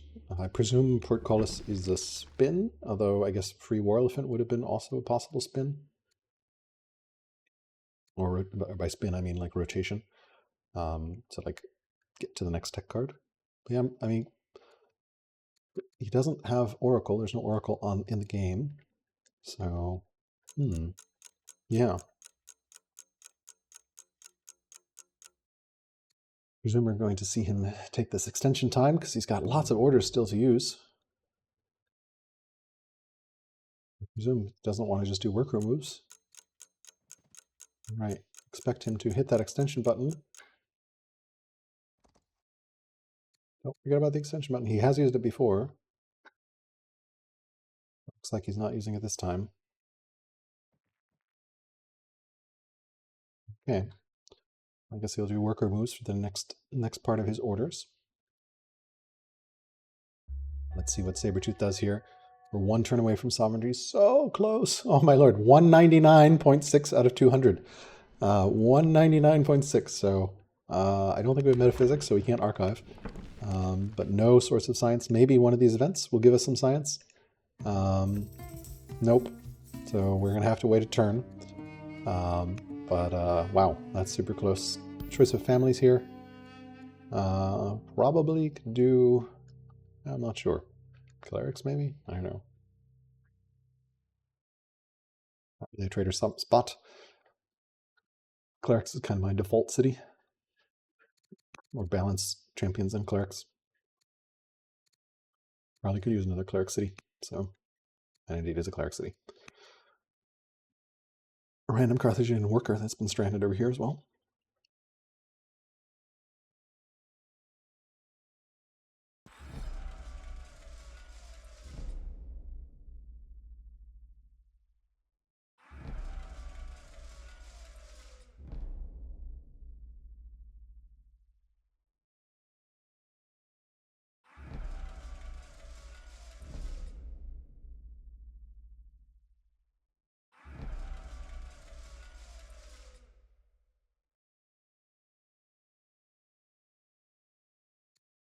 Let's see here.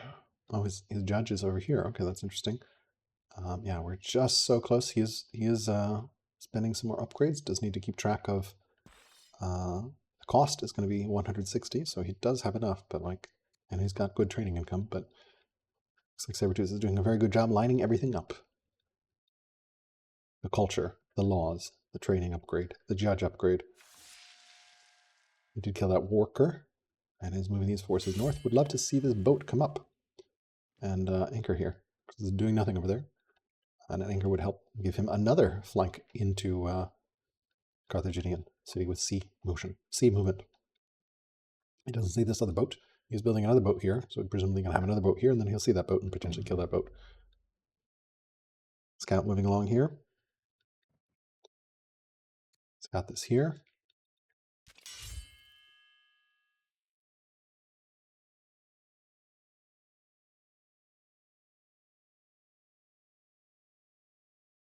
Yeah, tension building here.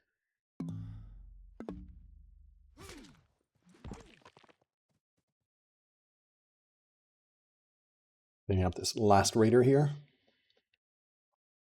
Where did Carthage settle this city? Carthage settled this city in a way that they could get boats into here. So that's exciting. Hopefully we'll expand towards, but awkwardly, yeah, maybe he'll settle riders here so that you can try to grab these elephants. It's going to be a long time, though, before that city gets to developing or even strong.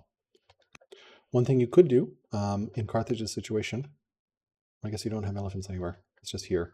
Oh, don't really love the farmer specialist in this city. You need to get all the elephants you can. You don't need elephants to upgrade. That's the so if you built these and then had a citadel here, you could actually upgrade the elephant in a city with a citadel. That is a great point.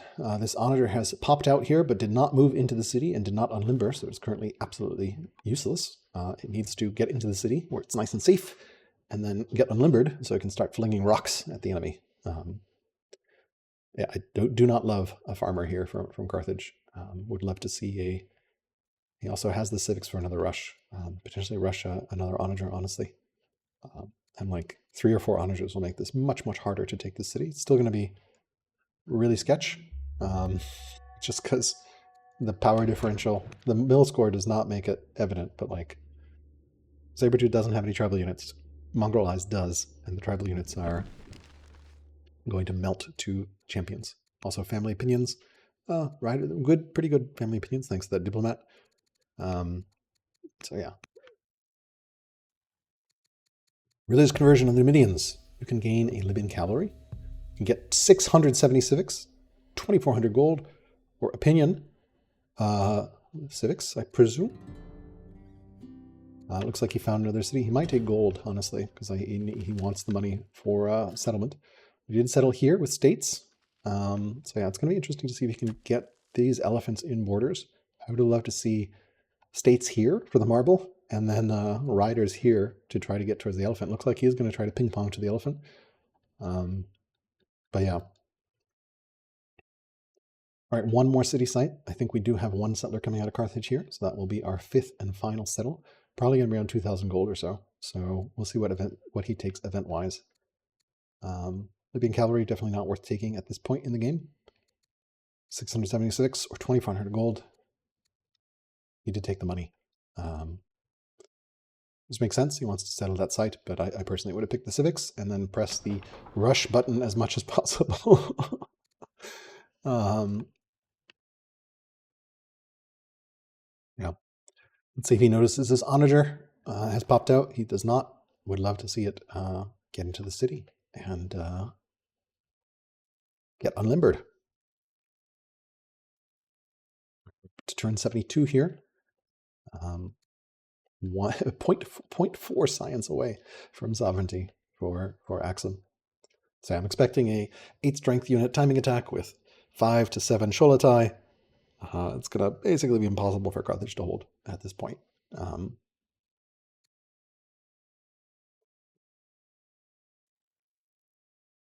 Unfortunately, all these tribal units are not that helpful because they require you to use your own orders to move them, and also champions units do insane damage to tribal units. Yeah. Interestingly, very interestingly, I don't think Axum is at war with the Numidians. They're not. So, oh man, this is actually really hilarious because the way a tribal alliance works is it's an alliance, so they'll declare war if you're declared war on. But if you're already at war and they're not at war, then they're not going to declare war. So these Numidians are actually not very helpful at all because they're like, oh, the Axumites are cool. We're cool with them. We don't need to fight them. So I don't think you can war deck for them. So he's not going to even be able to use these units militarily. I don't know.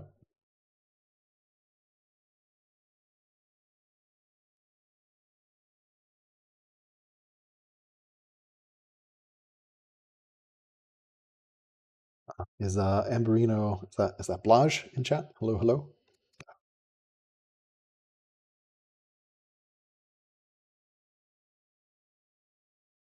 Yes, the 7-law timing attack is very powerful.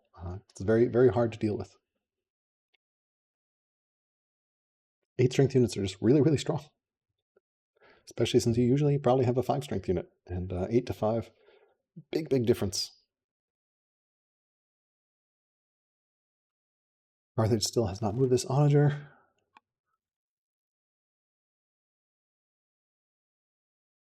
Continue to buy units, I think.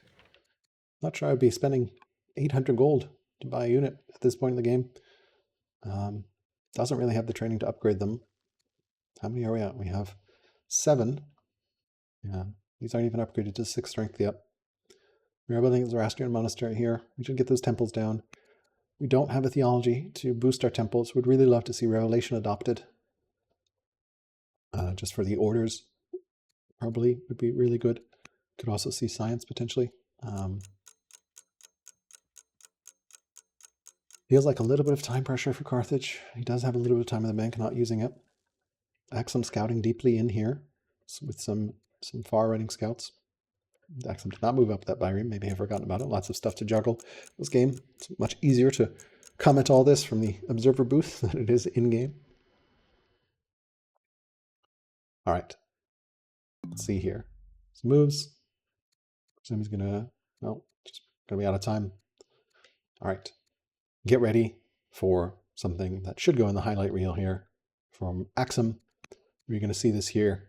Expecting worker onto stronghold and upgrade.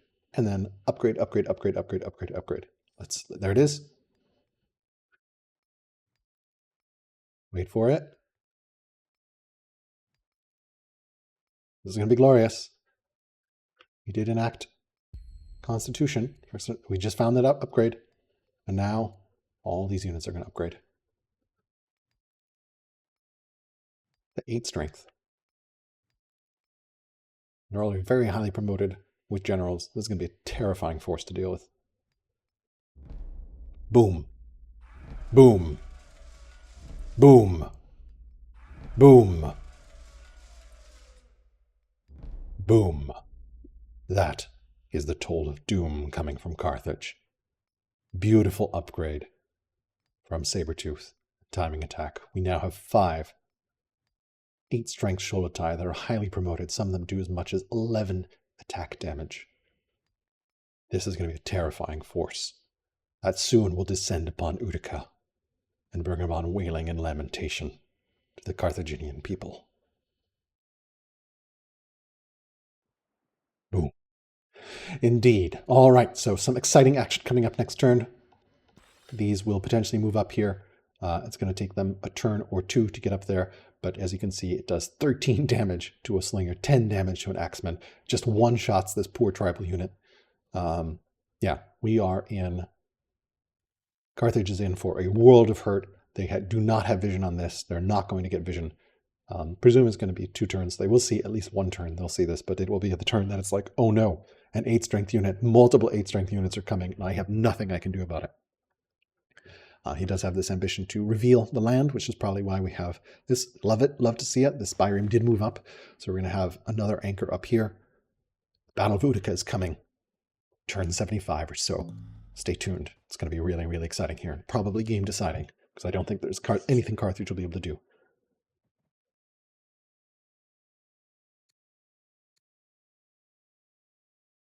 Glad we got that for the highlight reel. That's going to be amazing. That is about an hour 35, hour 34 into the stream and recording.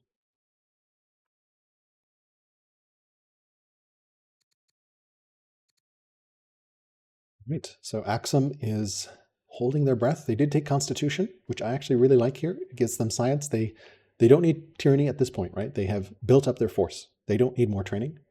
They need orders, so that's where we have the decrees. They are also in the enviable position. They move their judge leader back to the capital, so they can actually turn money into orders. They can buy decrees. They can buy 9 orders a turn. It's not going to be sustainable, but I would expect them to rush this next turn. So next turn they be get in position, and then yeah, get a extra 9 order boost for that alpha strike. Presume we're going to see some of these improvements slow down, not continue. Good that he's starting mines. Definitely needs those mines. Still dealing with these raiders. Some road building here with amazing trader road building. And all right, Carthage does not know what's coming. Let's see this boat here. All right, bumped this scout out of the woods. Seen the ballista. Here, he sees the ballista. So he sees this anchor now. He finally noticed it, actually. So he is walling this off. Unfortunately, there is another Byreme here, so he's not going to be able to wall off the entire coast. And even if he does, they can just walk in from the west. He hasn't quite walled it off. He needs 1 more unit here to wall it off. But of course, this can just anchor here. And if you just string out all your units along the coast, well, there's no route unit for Axum. Yeah, Axum doesn't have the economy to rush the decrees with money, but it might be worth it for one turn, just to get that extra 9 orders to really make a decisive attack. Because you don't need a turn after that if that attack is decisive enough. He has walled this off here, blocked the landing, but Axum can just anchor another boat. And also has the forces on the doorstep so they can walk in. Oh, he did unlimber this onager, but not in the city. That onager is probably going to die. This is looking a little scary for Carthage. I think he realizes the threat. Of course, he does not yet know. Doom is coming. Doom. The Sholotai are ready. Probably will get there in a turn or 2, probably 2 or 3. He doesn't have enough training from the Axum side to do force marches because they spend everything on upgrades and promotions. Really nice timing there from Sabertooth. Running council here, doesn't really have the economy to build, although he can pump out a Sholotai every 3 years. That's going to be incredibly powerful in this champion seat.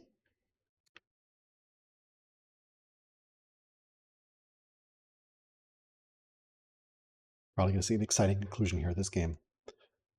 The winner of this game will face the winner of Sea Sand and Ice Matrix. And eventually the winner of that game will face Fluffy Bunny.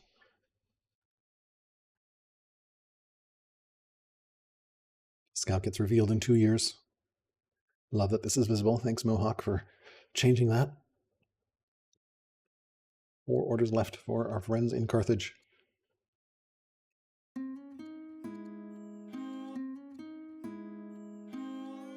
Could exclude the king from this, or could exclude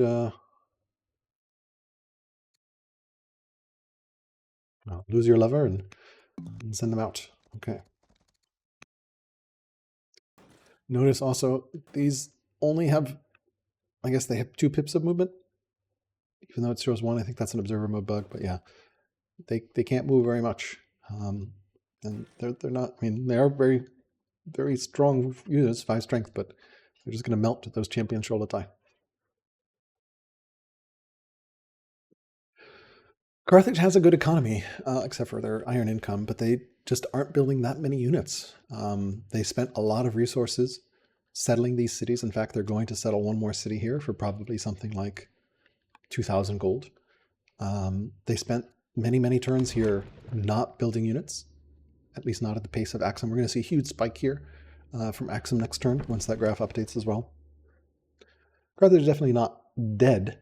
But losing Utica, unfortunately for Carthage, is their only source of elephants that they have right now because they imported them there, not here. Of course, they do have 7 laws, but they don't have strong in either city. There is another elephant on the map right here, but it's not in borders of any city. So they don't have a way of building their unique unit, which means they don't have an 8 strength unit. And fighting against an 8 strength unit when you don't have an 8 strength unit is really tough. It's not impossible, especially if they don't have concentrated force of 8 strength unit, but this many is going to be really, really hard to kill. Like you're going to struggle to kill 1. Killing 5 is not going to happen. All right, let's see what happens here. Okay. Probably not adopt Zoroastrianism at this point. Don't want your opponent's religion. Doesn't have a Jewish city. All right, he's moving in. So Carthage is going to see this because this hidden scout is still there. It's probably going to die. I don't think there's anywhere. I guess I can go this way. But yeah, we are in. This is coming here. And obviously can't do the landing here, but he could anchor here and get more stuff to anchor. He could anchor back here. Very curious to see. He's also moving this boat up here. So he's going to do some anchoring, presumably 1 more move up here. Yep. And then an anchor. Yep. So that doesn't really make that much of a difference, but potentially makes it harder. He's starting to move his forces up. He does see the onager line here. Can't quite go into the onager line. But this, curious to see whether we will see that decree rushed. Could afford it if he sells some stone, maybe? No, he can afford it right now. It's 680. Yeah, Ballista would be good, but Carthage and Axum actually both don't have forestry yet, so both are relying on chops, and chops take orders, which is fine until you need orders for military, and then it's not fine. Continue to move units up.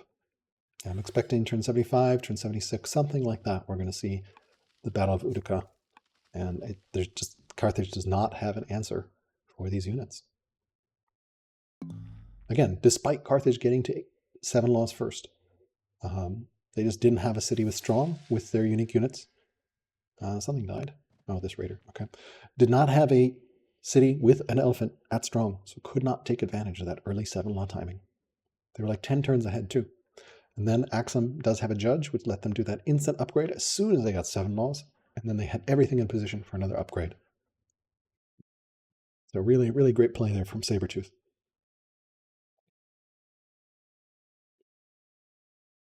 Another onager here coming out. Would love to see this one rushed with civics from Carthage. 2 onagers, especially one in the city, will help a little bit. It's not quite enough to hold. You'd probably want something like 5 or 6 realistically to make this very hard with the defensive line of units in front of the onagers. And even then, I'm not confident that would hold, just because these are just so, like, look what these units are going to do. It's just not going to be pretty. And remember, all of them apply disarm, which makes all the other units do more damage. You also don't have, like, these units have been isolated the entire game. There's no anchored buy room here. There's no way for these units to get over. They, of course, can march across the marsh, which isn't great.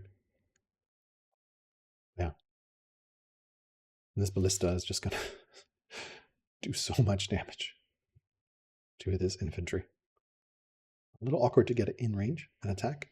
No roads. All right. Carthage now has seen Sholatai. Doesn't see 5, but does see, I guess, at least 2. Potentially 3. I'm not sure why I don't see notification for 3. But yeah, the scout is going to get revealed unless it moves out. You might not realize that. Lots of things on it, but yeah, this is scary. Scary. Event-wise, his ambassador died. Not great timing. Really hurts his family opinion. Can fix it. Trader opinion's not great. So yeah, these guys are friendly, and these guys are only pleased. So that's also going to be another strength advantage in favor of Axum. It's going to be really, really rough for Carthage to hold. And he just spent 2,400 gold, something like that, 2,500 on founding this city, which will take a long, long time to pay off. He is now in the lead with cities 12 to 11 and has settled all the Numidian sites thanks to that tribal alliance. Looks like he did finally give out to those luxuries as well, which is nice to see. And he's slowly moving forward, but I don't know that he realizes these cannot attack the Axum units, because I don't think there's a way to... yeah, he'll have to do this mission. Ask his tribal friends to attack, to declare war on Axum. Otherwise, he will not be able to use those units to do military damage. Of course, he can block with them, but and then try to bait his opponent into attacking, declaring war. But yeah, he needs to ask that mission. That mission takes 2 years to complete. So I think it's 2 years. Yeah, 2 years. Yep. Okay, so very, very, very tense turn here. We didn't see another anchor, actually, from Sabertooth, which is interesting. We are going to see critical mass of biremes here in a second, so potentially he could wrest back control of the sea in 3 turns, but I don't think he has 3 turns. Unless Axum gives them to him. Axum is currently showing a stronger. We should be able to see that huge spike. Yeah, boom. And that spike underrepresents the power of all those 8 strength units. So we've got a pretty big gap here, and again, 300 or 400 of that strength is tribal units. You can see here, we've got 5, so that's 15, 19, 22, 25, and 28. So 280 of that strength is tribal. The graph is just strength times 10. Didn't upgrade here.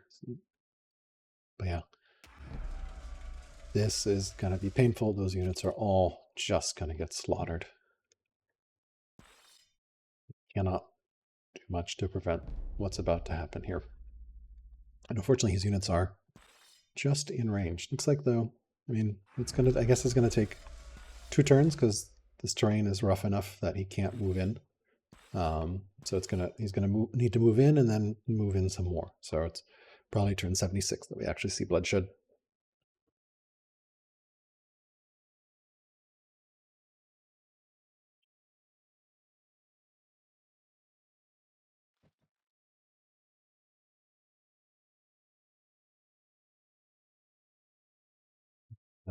Moving an axe here with a force march. Presume that's just going to die in a turn or 2. Don't see a rush on that decree. Building a slinger randomly. Guess he doesn't have the economy for anything else. Trying to move some of these units over, but yeah, they just don't do a very good job moving. I don't know that he realizes He can't use them. Are they really only 1 pip? For some reason it shows me 2. I assume they're 2. But the distance they move makes me think they're actually only 1 pip, which seems like that would be really not very good. I'm not sure if that's a display bug or not.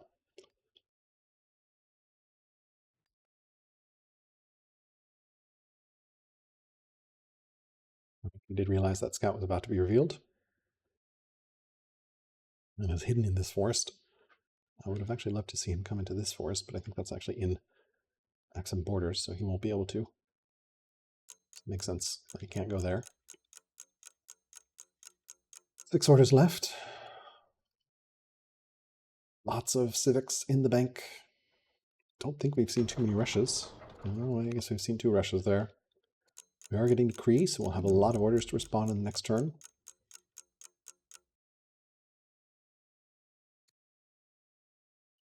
Lingers, onagers, still very, very eco-heavy.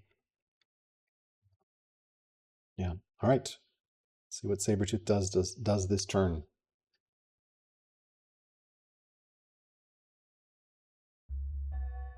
Go. Merry event for money. Opinion. Family opinion is in pretty good shape here. He has moved this barium out. I'm not sure why the vision is not appearing. Does see the barium, and now he's anchoring over here as well. Which is going to be a problem.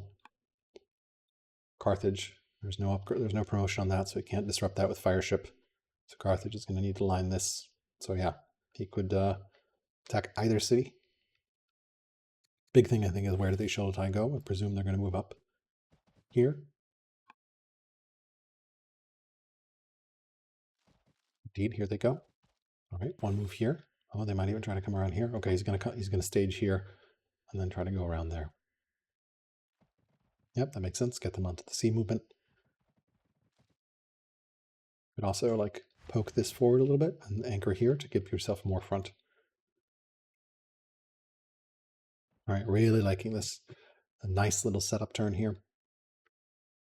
Holding your breath. Expect we're going to see a rush decree maybe next turn, or we're just going to wait for the decree to line up normally. You could honestly just buy the decree for money. All right. Pulling a lot up here. Got that slinger. Upgraded to an archer as well. This is a lot of force concentrating here.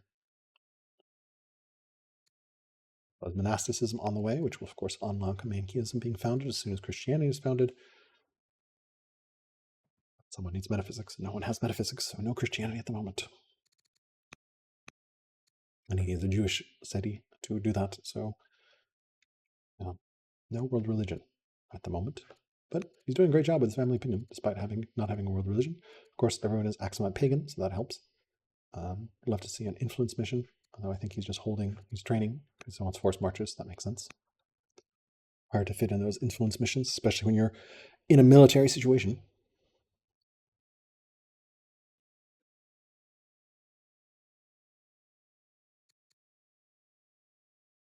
Took the money. Did hit the cleric's opinion, but should be fine.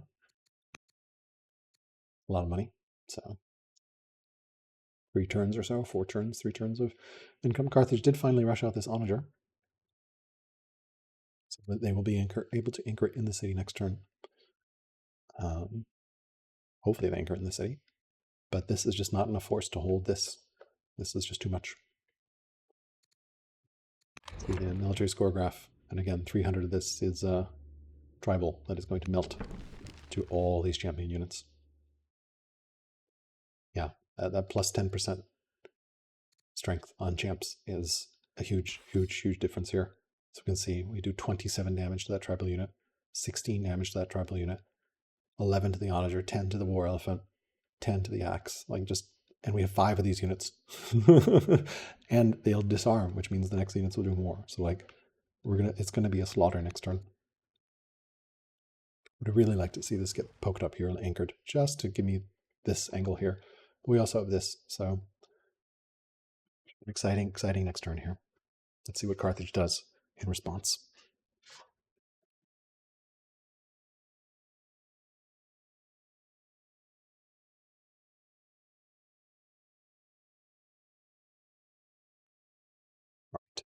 Oh, he doesn't even have vision there. He doesn't know. He only saw 2 or 3. He doesn't know that what is happening. It's just out of range. Oh, that's going to be brutal. He does see this anchor. Does he have... He does not have a promotion available for fire ship, so he can't disrupt this. He can hit this, but it's not going to matter. He is rushing out, so he'll have at least 3, so he will kill this boat, but it will not matter because it will be too late. He needs to defend. He doesn't have units to like wall off all these landings. All right, he is attacking that. It's not going to make a difference, but I guess he'll kill next turn. Ooh. He should be able to kill that boat next turn, but it doesn't matter if the landing happens. 44 orders. I presume we did have a decree finish. Let's see here. Yep, decree completed. Unfortunately, it's going to be a two-year decree. That's not too bad. Pretty good civics income in this city.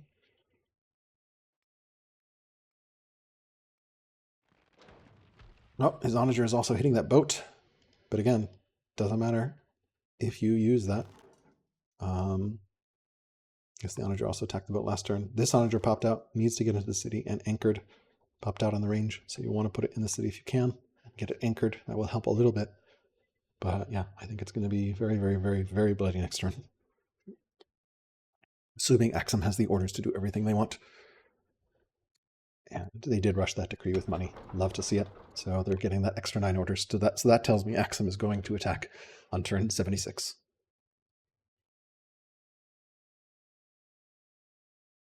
This is probably the decisive turn of the game coming up here. Oh no! Oh no! It's the outbreak event. So he does get some science, which is going to import Portcullis. But outbreak is really brutal.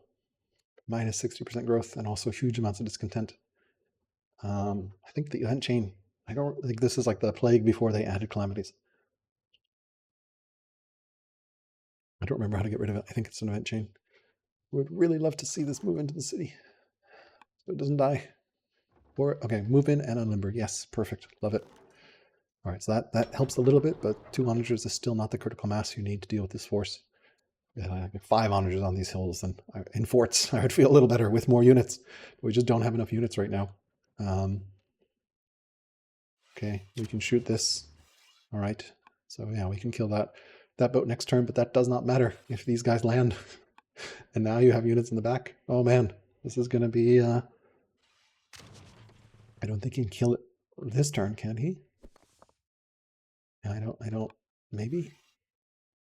I don't think he has enough. Yeah, there's not enough to kill. You'd need 4 archers to shoot, and he only has 2 archers up here. And slingers can't reach. Oh, I guess 1 slinger. Yeah. You could attack with 2 slingers. You need 2 more points of damage somewhere. You might be able to kill that boat, actually, if you... Let's see. This does 2. This does 2. Well, you're pulling all your forces back, which may not be bad, actually. This does 1. That will not attack. This does 1. Yeah, I think you can kill the boat. There's just enough. You'd plink it to death, but yeah, he could deny the anchor. I don't know that he sees that though, and that would also be very order expensive. And how many spots can we attack from to deny the anchor? 1, 2, 3, 4. Yeah, all 5 actually. All these hills. So this is actually a 2 range one, so that's good. This is 2 range. This is 2 range. 2 range. Yeah, all these. This is 3 range. So yeah, you can plink the boat down. But I don't know that he sees it. He doesn't look like he's going to block off the other landing. So I'm expecting these guys to come say hello here. And then it doesn't matter if the boat dies because they're in the middle of they're in the middle. And yeah, you can actually go around if you just take this city or kill the units here away from the onagers. That's a great way of just going around Utica. So there should be some really interesting tactical combat here coming up. Sabertooth will need to figure out how to make this happen.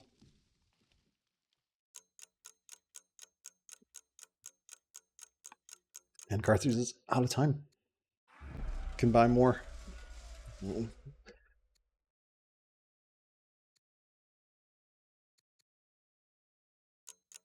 He had finally found all his cities. He does have the beautiful tribal alliance. Has a science lead. Has had it all game pretty much. In terms of aggregate science, for sure. His leader lived till 80. Turned 75 here. It's going to all come crashing down. He did not block for the coast, did not kill the boat. Did not buy, did not get extra time. Presume we're going to get civics boost here, and let's see what happens. Trying to keep vision here of what's going on. Pincer attack is aptly named. Oh.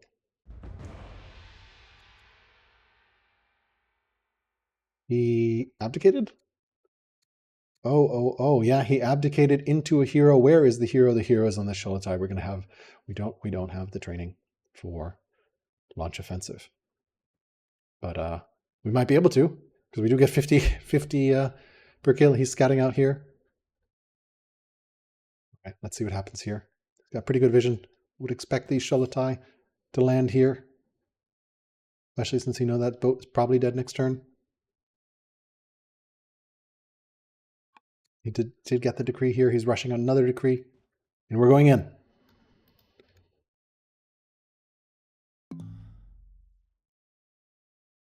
Force march. Looks like we're killing the elephant first. First kill down. An African elephant.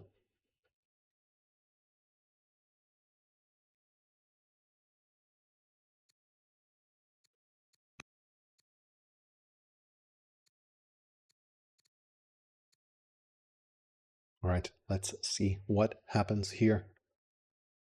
Gotta keep an eye on this hero. Abdicated into this hero. Intelligent hero. Could get poly, doesn't matter at this point.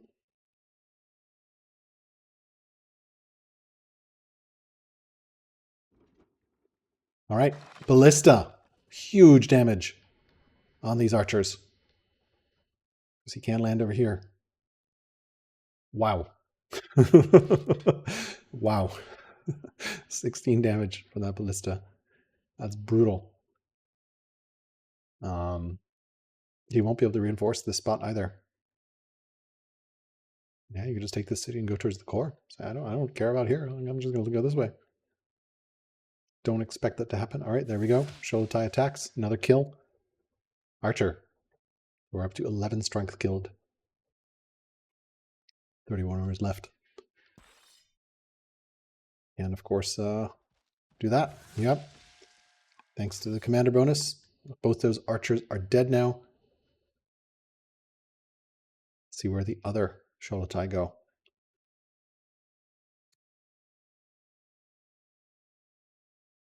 16 strength dead now.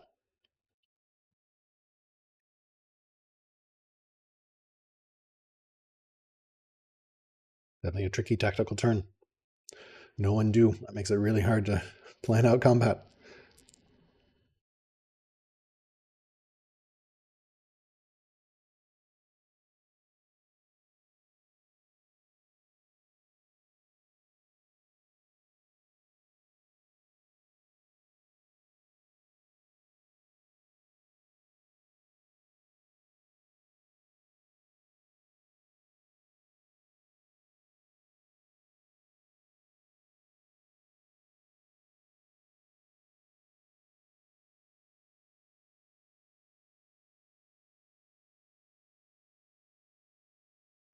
And he's calculating here, trying to think. He does have a lot of time in the bank.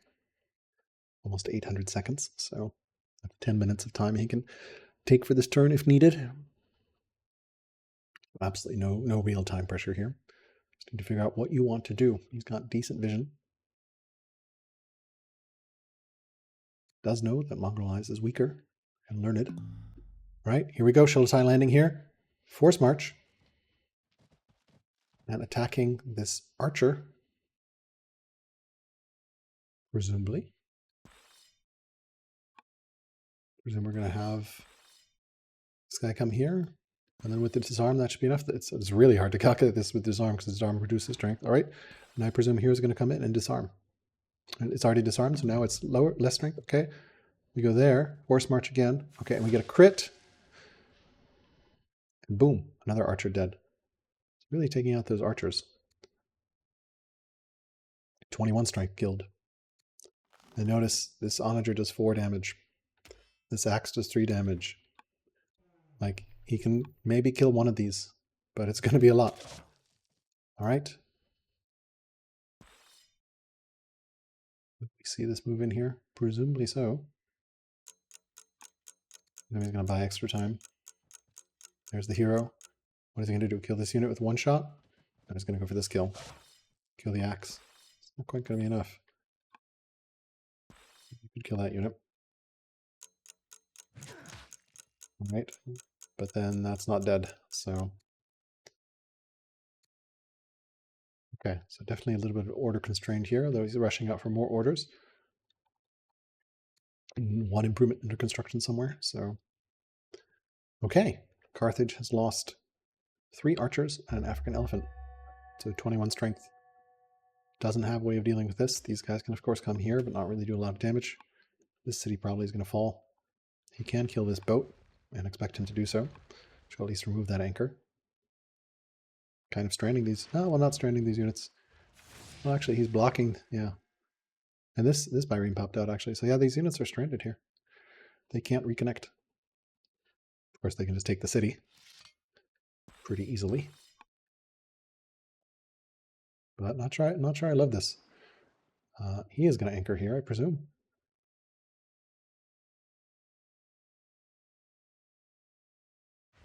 Expecting anchor.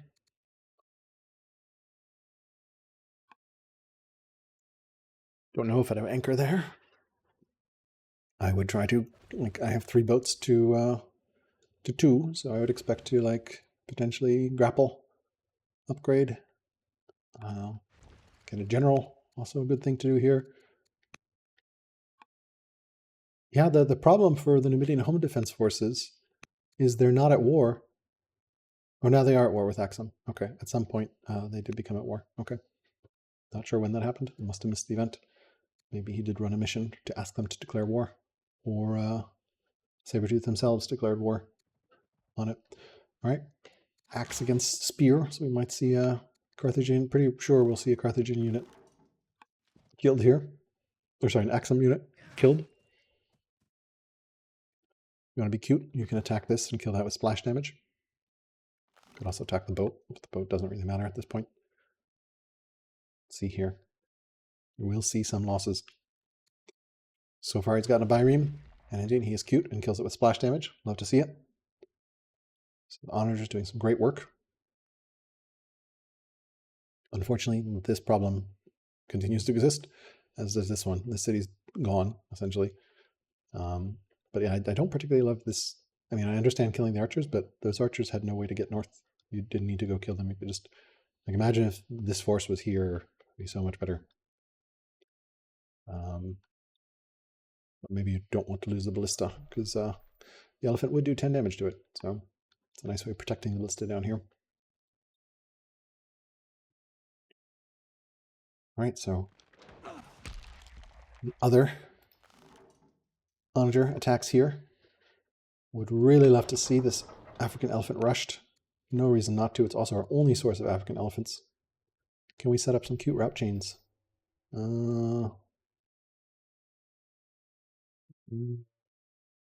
Maybe. Actually disarm that. Yeah, I mean, you can definitely... Well, the problem is a freaking zealot, so... yeah, you'll need to do 5. It's currently at 11, so yeah, you can definitely kill this, route through the zealot, and then don't have enough forces, and this is a problem here. And of course, as soon as you move off any of these tiles, they can land. So, yes, tactical workers potentially slow these guys down. I don't see, I guess these workers, the problem is they doesn't have a way across here because there's just no connection. So he can't reinforce the south city. It's like 1,500, 2,000 gold to buy it as well.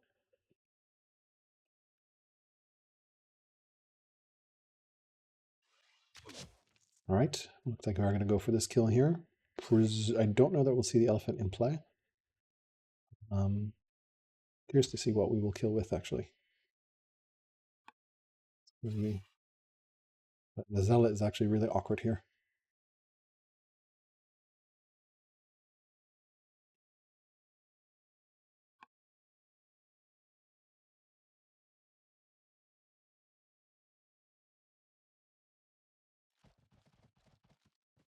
Okay, he's moving back here. Going for this unit. Notice it does 3 damage, takes 9 damage, so that's not great. All right, he has opened up this coast, so we could see more units landing. All these units can now come in via the coast. Okay, and then I guess we move this archer here to get the front. Okay, that can get that kill. Nice, good use of this 3 strength skirmisher. I would actually love to see it have been killed last turn.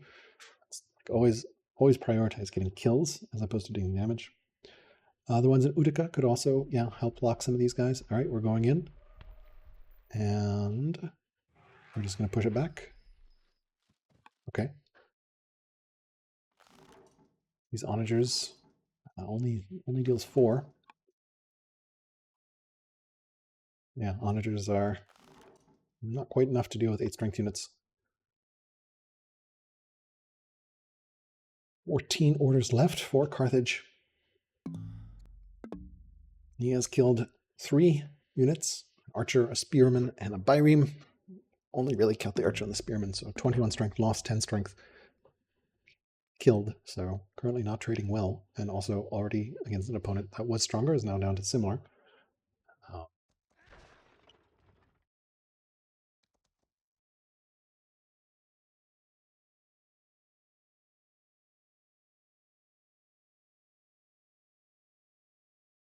Events to quickly click through. And cities. Do not kill that boat, but that boat does not really matter. All right, he's attacking down here, trying to hold this city and pull some forces up. This is not going to be enough. These units are all going to die, as will this city likely.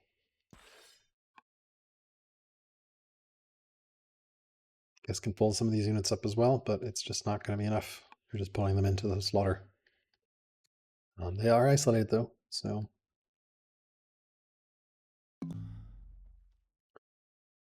Nope, love this militia here. Would love to, unless this is like, I don't love that militia at all. It's like, unless it's an autonomous city, but autonomous cities don't build units, so it can't be. He's hard building a militia, which just don't love. Just make it a worker. Then you can upgrade it or build a military unit.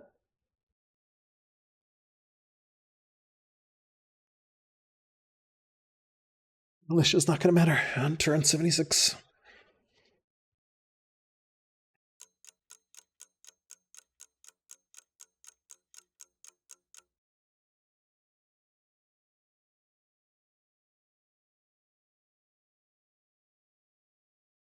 Yeah, I mean, he wants to seize control of the sea. The problem is it doesn't matter because the enemy units have already landed. You shouldn't be rushing out byremes. I like the elephant rush out, but like realistically, what else could he byreme or rush out? A spear, I guess, an axe. He doesn't really have the economy for anything. He spent 5,000 gold settling cities that do not pay off yet, and we see lots of panicked building at this point with slingers, which are not going to matter at this point.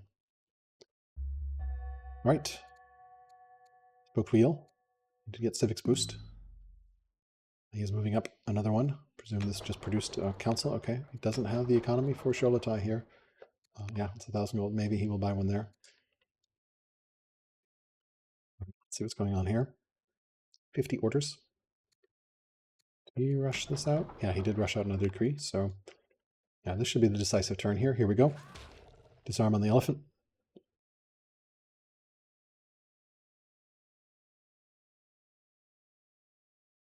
Yeah, the byremes won't matter. Even if he seizes control of the boats, control of the sea, it doesn't matter because his opponent is already landed. And like these units, worst case, can just take this city and walk back. Worst case. Right. Event check. Just an education event.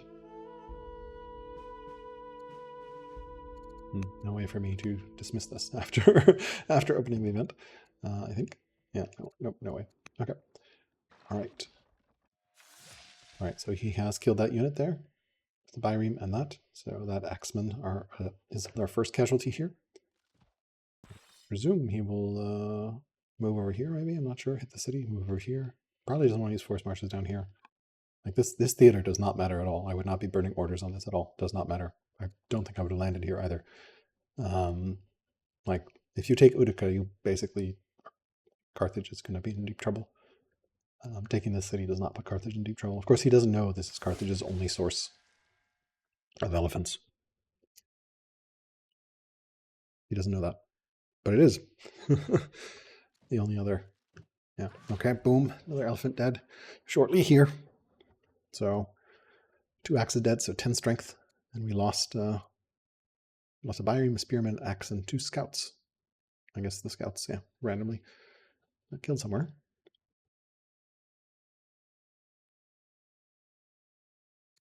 Scout died somewhere in here. Okay, so this still needs to figure out what we're doing. Okay, we're going in there with the spear. Elephant down. So yeah, 1 elephant left. Right. Carthage has just that 1 elephant that's about to be produced. All right, continue to push here. Kill this axe, or sorry, this archer. Thank you. I thought the title was updated. Did it not update? Oh crap, it did not. Sorry. Really? Oh, I did.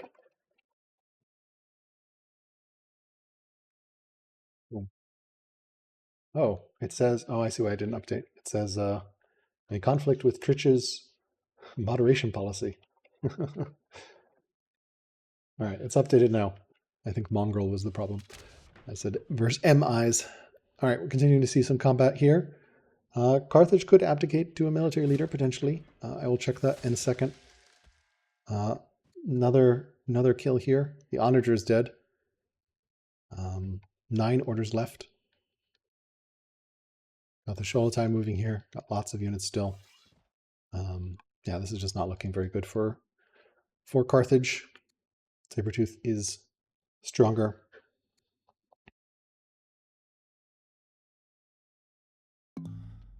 Let's continue to move in here. Another attack. Looks like he wants to kill this archer. I don't think he has a way of doing so. Well, actually, he does. He just moves his hero. There we go. Boom. Get some 50 training. Next turn, we should have enough for a launch offensive, which will probably seal the deal. MongrelEyes is definitely not entirely out of it, but I don't see a way back. This is his only city that has elephants. He imported them there. His rider's seat did not import, and unfortunately, he doesn't have strong anywhere. So we can't build it, even though he got to 7 laws first. Let's see, who are his potential heirs? Looks like we'll toggle over while Sabertooth makes some moves. His only heir is a child, so there's no one else. So we can't abdicate to a military leader because there's only one other potential leader. On the Axum side, he abdicated off of a judge into a hero and has some builders lined up as well. But yeah, this I think is pretty decisive here. These boats don't matter. Even if he denies this boat, it just does not matter. And reactively building slingers this late, it doesn't matter at that point, right? You're just not going. The slingers are not going to make a difference. The slingers need to be built as archers long ago. The wood economy here for Carthage is actually a problem. It was really interesting to see the Tribal Alliance play. Let's see what the response here is. He did with 5 units. That's 27 strength. Just continuing to plunge here, military score-wise. You can see the big drop. Not trading. Well, we do have this elephant out. Do we have a... I mean, the problem is, like, we just can't even get a route chain up. Can we kill the hero unit leader? I don't think so. All right, he is going for the boat. So he's going to deny this anchor here.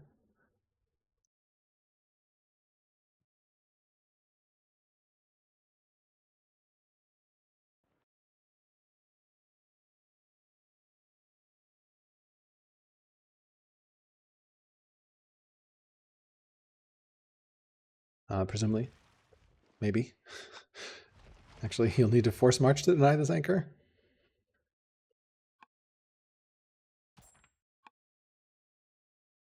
I don't know what denying this anchor really gets you. But sure. And we're past the point of anchors mattering. I guess it slows reinforcements, but for that to matter, you need to deal with what's in the city first.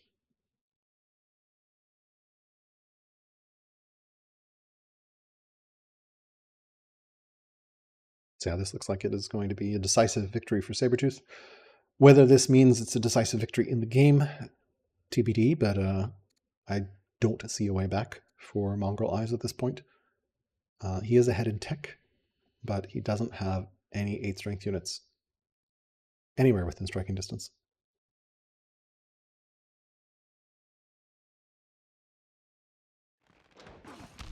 Right? Onager, we might see a Sholotai die here. He does have a lot of orders, so yeah, this Sholotai is probably dead.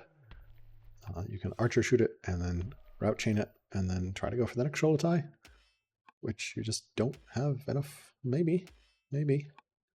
No, I don't think there's enough to even kill the next one. Just don't have enough units in range. Really hope he attacks with the archer first so he can route chain. Nope. Okay, well, I think that's just killing, moving the elephant into position to get killed. But it doesn't matter at this point. This is a pretty decisive victory here for Axum in this battle of Utica.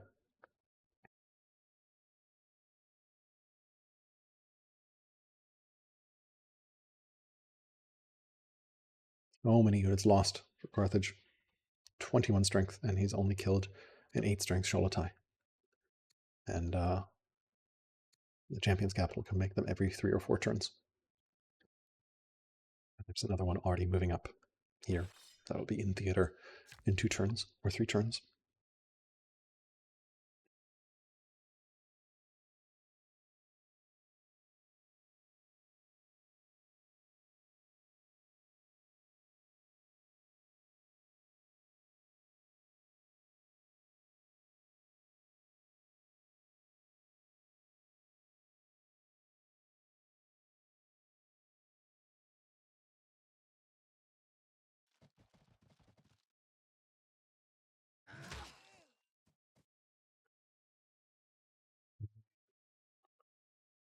And he could force march around here to kill it. So he's got the orders for it and the training for it. He's going to move this up. I mean, these units just don't do any damage. Okay, he's force marching that in. Don't love that. If you're going to force march something, force march this in. And now this can't get in. Okay, I guess you saw the archer. Okay. And then I guess you kill with this, with the axe. All right, so we killed the spearman, we killed the Sholotai. We're going to probably kill another spearman here. Presumably. Yep.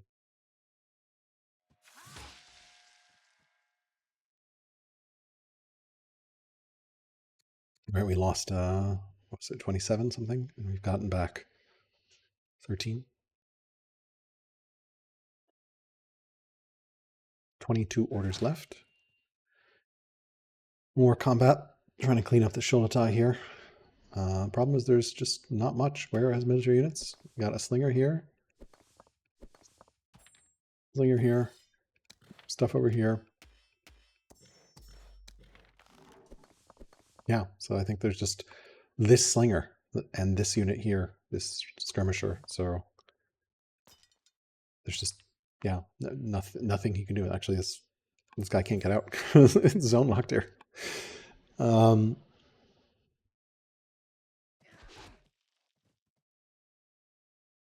Good old battle of 3 strength units, 3 strength skirmisher versus 3 strength militia. And yeah, that slinger just randomly throws some damage around, but everything else is out of range. So yeah, all these forces are pretty much going to die next turn. See his Sabertooth continuing to buy decrees. He is. We see that with Judge. Very expensive, but worth it. More orders is always good, especially in a situation like this. Presume we're going to see a rushed elephant. Yes, would have loved to see those rushed elephants out before. Imagine if he had 5 elephants when Sabertooth attacked instead of having 1 or 2. Could have just done a lot better. It's not good to trickle in units 1 at a time. They just have a tendency to die. Pox spread here. Oh my god, the outbreak event. That's not the time you want the outbreak event to be happening. It's not a calamity. It is just an outbreak. So we are seeing some battle here as well. Again, I think this was a small tactical error, small tactical blunder on Sabertooth's part, just because these forces are disconnected and can't get back. They'll still be able to kill, but you might lose your ballista unless you use a heal on it. Yeah.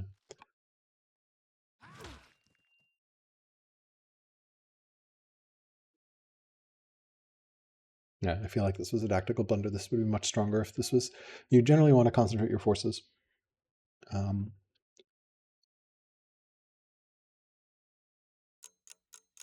Right. 6 orders left.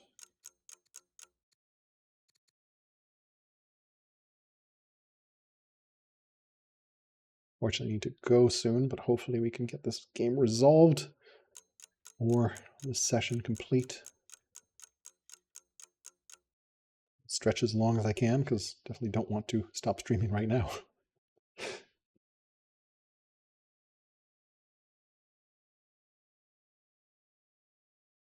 Right, let's see what Sabertooth does. Hopefully this next turn here, I can see it being decisive.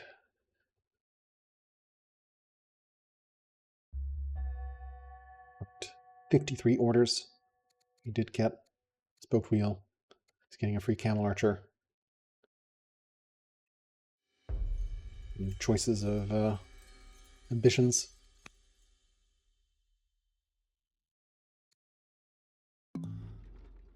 He's running away with a ballista. Attempting to run away with a ballista is not going to be successful. All right, attacking up here. Presume you should heal this with the healers. With the, all right, so killing this African elephant. He does. Oh no, he doesn't. I thought maybe he used some force marches. I mean, a launch offensive would be absolutely devastating. So he can get towards a launch offensive. He needs to get 5 more kills, and then he can do it. So it might be tricky to do. At least the hero can now launch.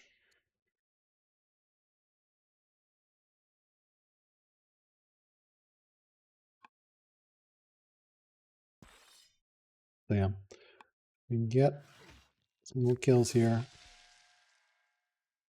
All right, he killed an axe down here. Again, I don't think this theater matters. This Cholotai would be so much more valuable up here. This one is on its way, but yeah, I don't see MongrelEyes being able to come back from this, given where he is in the tech tree, despite having a huge science lead. That's the crazy part. Got to 7 laws well ahead of Sabertooth, but didn't have the culture for it. And the tech hasn't turned into anything that is an 8 strength unit. And these are just really hard to take down.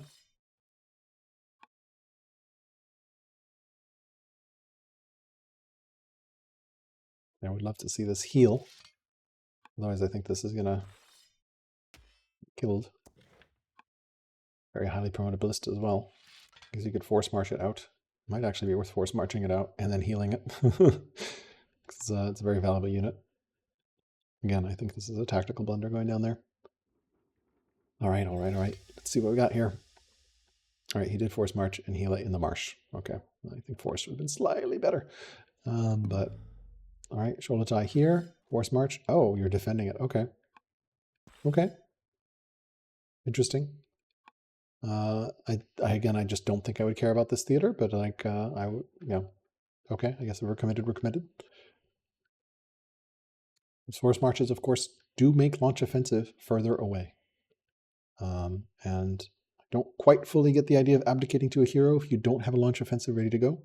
We are railing troops on our hero, which will get us 260 training. So should have launch offensive if we don't use any more force marches. Yeah.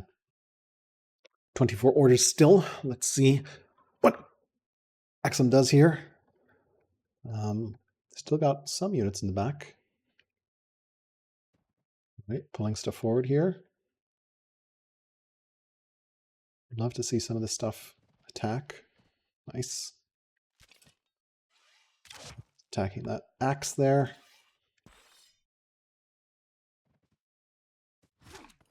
Militia on axeman action. Not a good time for the militia.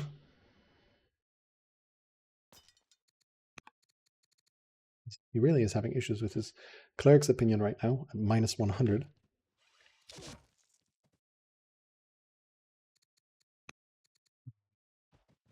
It looks like the Carthaginian leader did realize they were unpopular at some point, so that's good that they fixed that.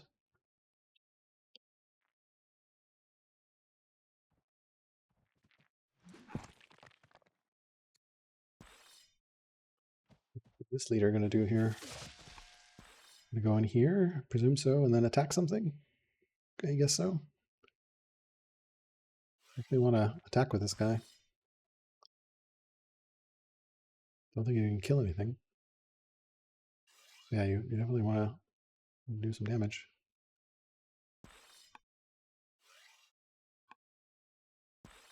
Or you heal. Also an option. Probably better to attack. Definitely don't want to stand on an urban tile. You are in range of the ballista, so... Alright. I guess we're not attacking with our hero. Feels... Okay, I guess we're not attacking with the hero. Interesting. Generally, you always want to attack with your strongest units. Example, militia versus attacking with hero. So, yeah. Yes, that is also a great point there, Blaj. Doing some damage on the city would have been great to prevent rushes. All right, let's see what Carthage does.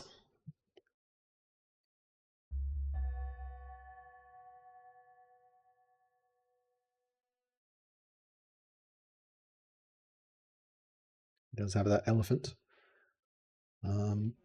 Very fortunately, well, I guess you could do some routing here.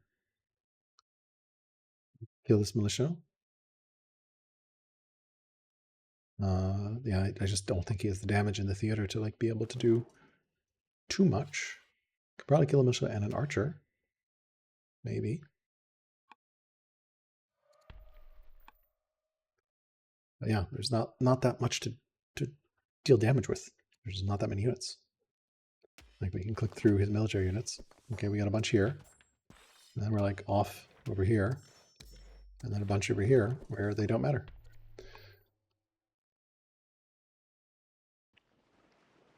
Continuing to move these boats in. Okay. Gonna attack this other boat. Okay, you want to deny the sea. That perfectly reasonable 10 turns ago. Not so reasonable right now when there's more Axum units than Carthaginian units. I guess the hope is if you can somehow whittle them down, you can prevent reinforcements easily. Not sure. Right. Yeah, these units are now in a do or die situation. They need to fight, and reinforcements are going to get progressively harder. Really don't like, I mean, imagine if these units, these four, were here. It would just be so much better for Axum. And would also force one of the biremes to anchor to pull those units down.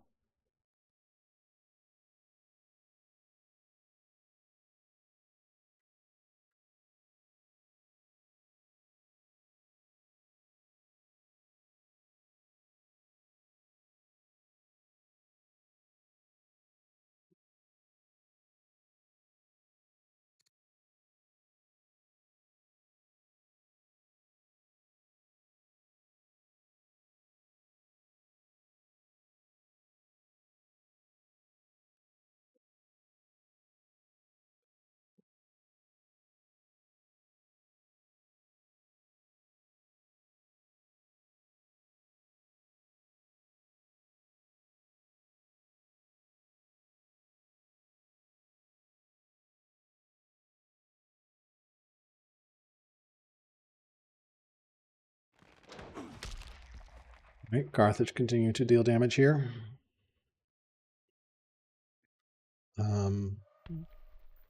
Could definitely kill this, route through this, and maybe find damage here. The problem is just not that many ranged units.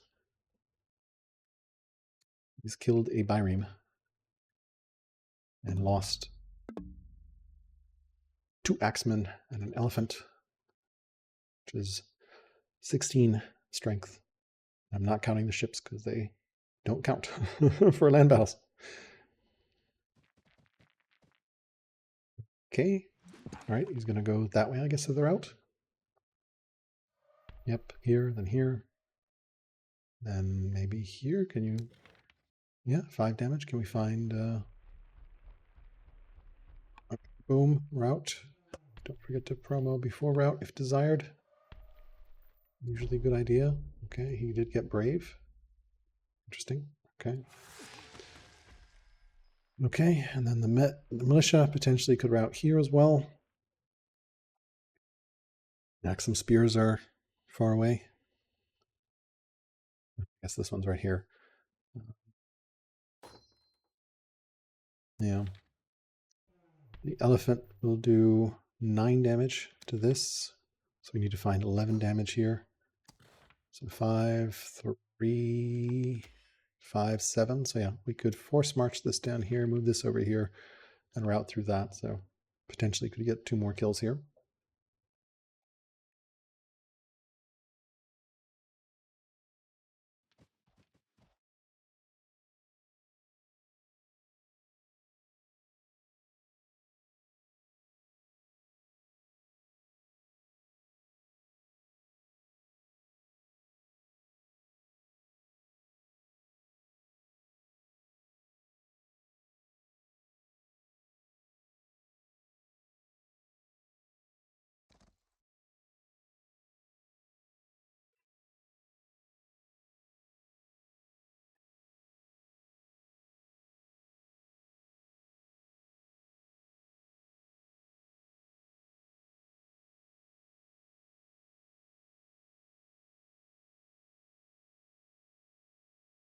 See what Carthage does here.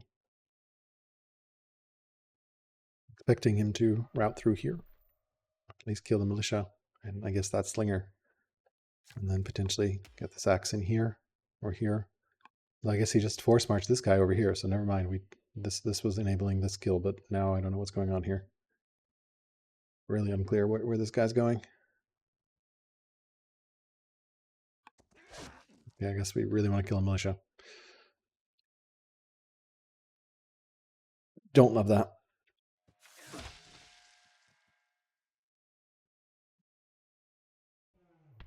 Like, yeah, I think Sabertooth is happy to trade militia for war elephants.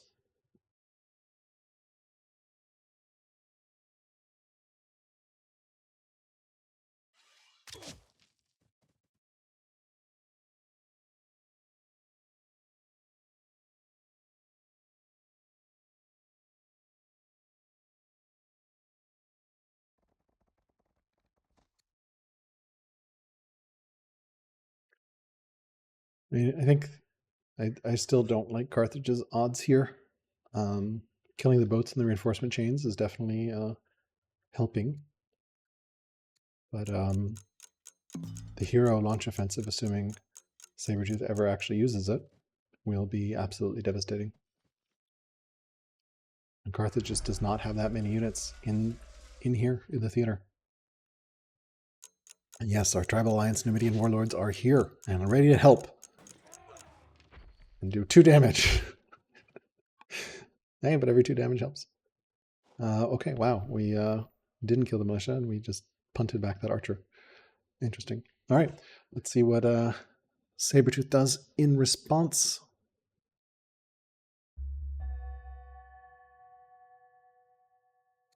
Museum. Give an inspiration event. And then, all right, ooh, we have an upgrade event. It's always interesting. Tracker, Highlander, Heckler, or Affable. Highlander probably would actually be best here. I don't see that many generals. So it would be good to get Highlander. He does have enough for launch offensive. So easy gonna set one up.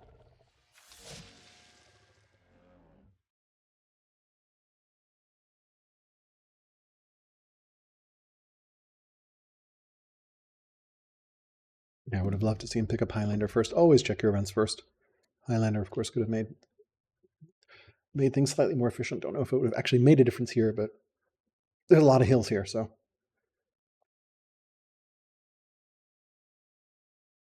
Workers upgrading to militia here, kind of a sign of desperation here. I don't see a rush to elephant here. Presume Carthage is out of civics for rushing. No, they still have it. Right? Nope, 630, so they can't afford it. Rushed 5 times. They'll scale up after every rush. The ballista did run away. Force march. Don't know if he's going to force march away from being able to use the launch offensive. There it is, launch offensive. Nice. One of our first launch offensives. I think we've seen launch offensives in the tournament. I'm not sure. All right, so more damage being done here. He's already killed an axeman and an elephant. Continue to deal damage here. I mean, I think moving these guys down south is a mistake. Would help a lot if they were up north. Yeah, no, these guys are still alive. So they just went to I think they went to the wrong party. I think this would be much more over if they were in the north instead of the south.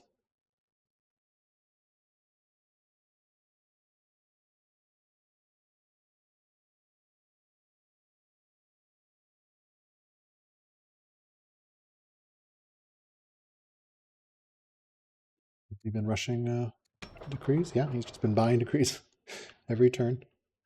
I mean, it makes sense. Probably becomes unsustainable at some point. And actually see how much it's going to cost.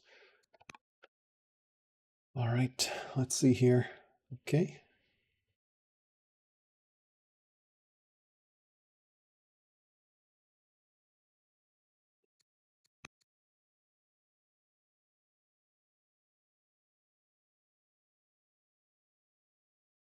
Yeah, Utica would be over if the ballista and these two were there. Absolutely agreed.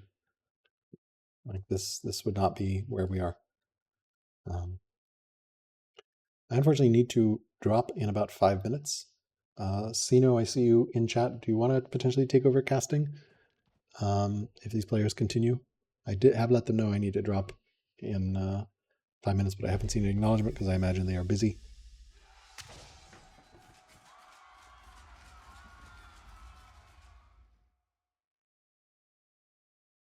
I don't know if the game is even still visible in the network picker to be able to observe. All right, so they're continuing to kill these axes down here in the south. He's pulling up some forces to try to whittle these guys down. It's very much a whittling, dealing 3, 2, 1 damage.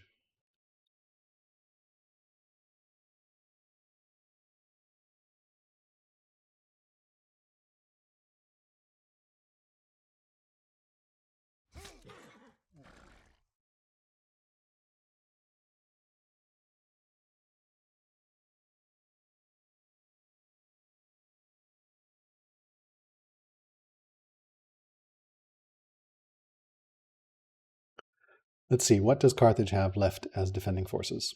They have an onager. They have a 5 strength Libyan cavalry. They have an archer. They have a 3 strength skirmisher. They have a militia. And they have a 3 strength marauder. They have a friendly 5 strength nomad warlord.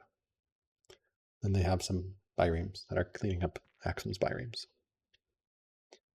So I don't think that's enough to hold.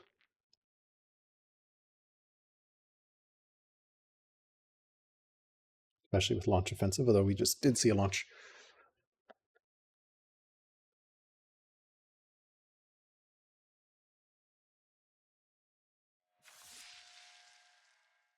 He died somewhere. Not sure where it was. Oh, we killed the raider down here. Still dealing with those raiders from those vandals. Pick naturalist. Now he realizes he has a military buff that he didn't use. and he picked presumably Highlander. Yeah. Makes all those units a little bit more tanky.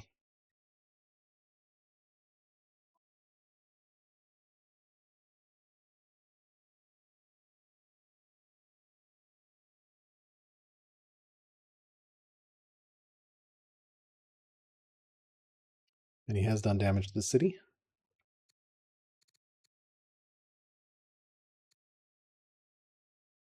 So no more rushing.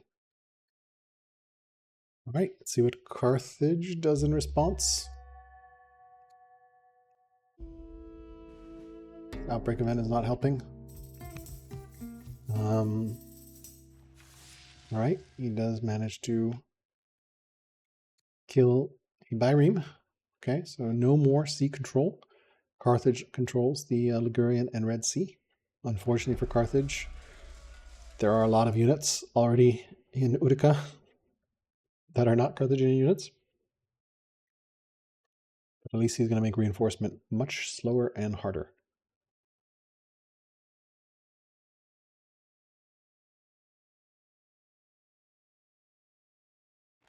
All right, we're going for an onager.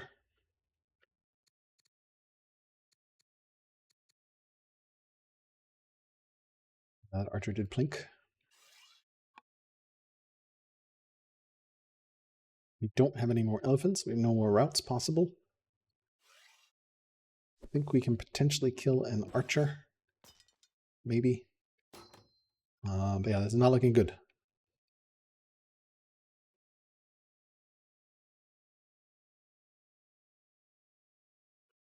Nothing coming up reinforcement-wise. Continuing to, I guess, attack this guy. Looks like we will be able to kill this archer here. Slinger should be able to do it. And that's it. All we have left is a 3-strength skirmisher, a 3-strength militia, a 3-strength marauder, and a 5-strength nomad warlord. There's literally nothing else to attack with in this theater. Down here we've got a warrior, a 5-strength Libyan cavalry. Probably not going to be able to kill anything here. And then, yeah, units way back here that just do not matter. Looks like we're going to potentially get this militia killed somehow. Not sure how, actually. Maybe with the Numidian? No. Oh, this guy, right? This guy. This guy's been like a hero. He's gotten like 3 kills. Gotta say, like this skirmisher, his hero could have one-shot it. It can do 31 damage to it, but he's just been like very like most valuable unit here for Carthage. Gotten 3 kills on that little unit. It's high now. No one notices the Thracian the skirmisher in the forest. Where are these spears coming from, guys? I think it's just a branch. All right, and continuing to plink. But yeah, this is not looking good. We can start hitting the city next. We can just obliterate everything with like, would love to see this ballista hit this archer, and by extension, the slinger. Yeah.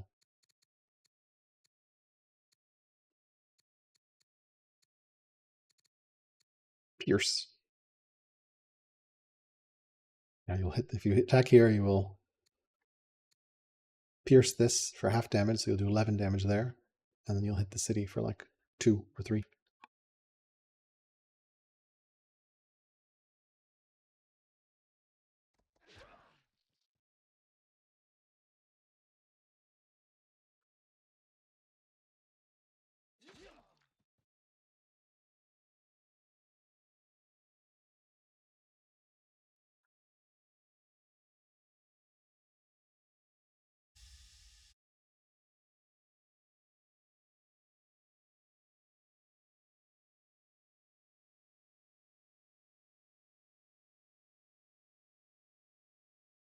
Unfortunately, really do need to drop here.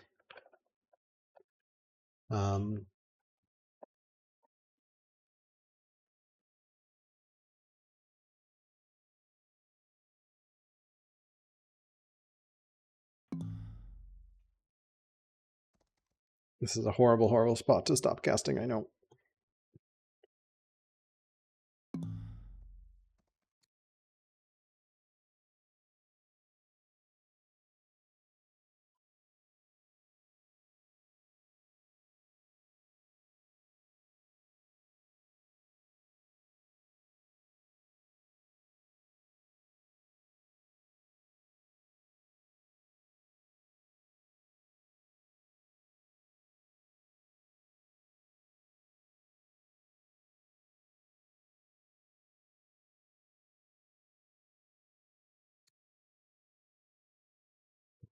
I need to drop, unfortunately, so I need to drop.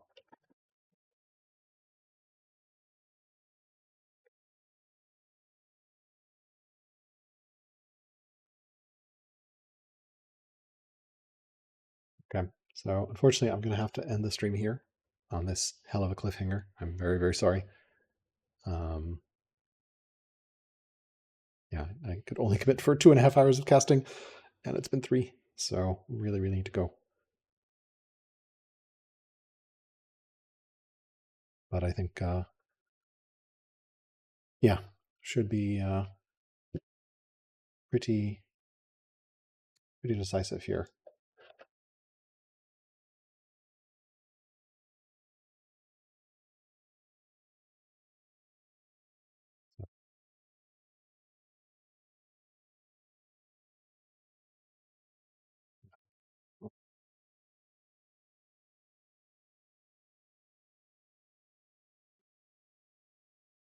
Okay, little movement over here.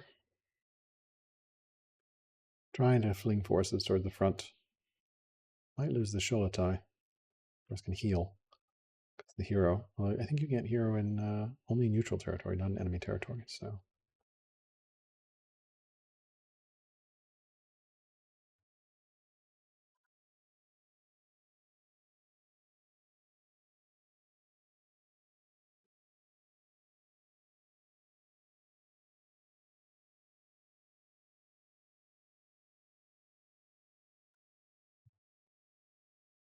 like some more kills here.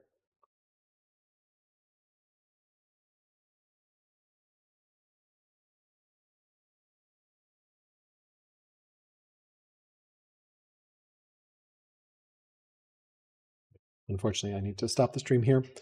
So thank you, folks. Apologies that I have to stop at a very, very decisive moment. But no.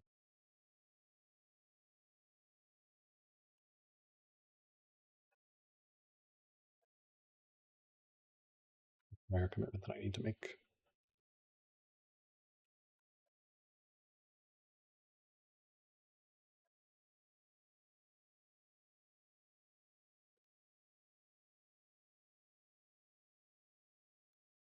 We're going to stop the stream here. I think pretty powerful place for Axum.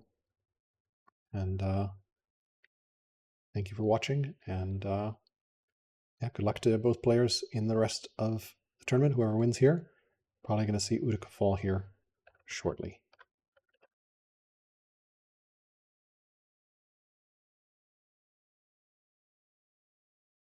Yeah, just massive cleanup at this point.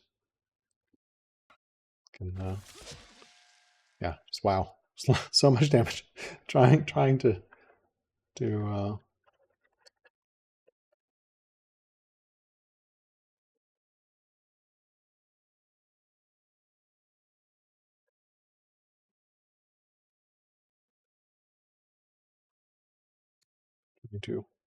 provide coverage as long as I can here.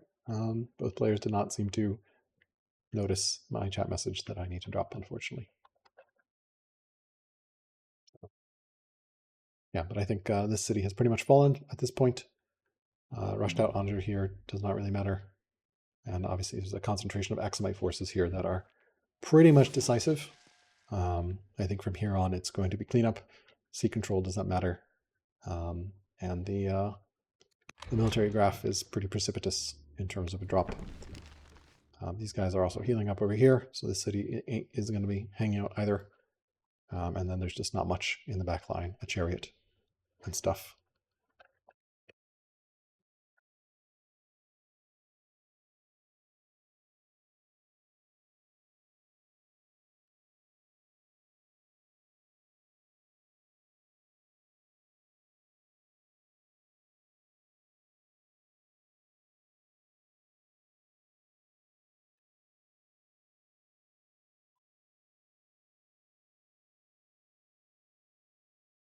Right, there is the GG. All right, I did make it to the end, and that is the concede from Carthage. So we did manage to cast this. Unfortunately, we'll not be able to do a post-game interview, but maybe Sino, if you want to do a post-game interview or something, that'd be awesome.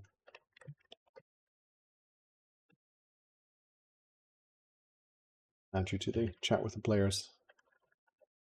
Find you.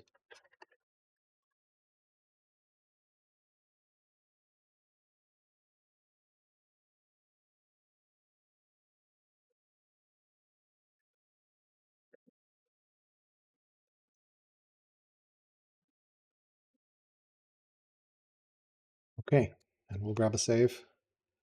Congratulations, Sabertooth. And I'm going to stop the stream here, and hopefully we can get a post-game coverage. Thanks so much for watching, and take care.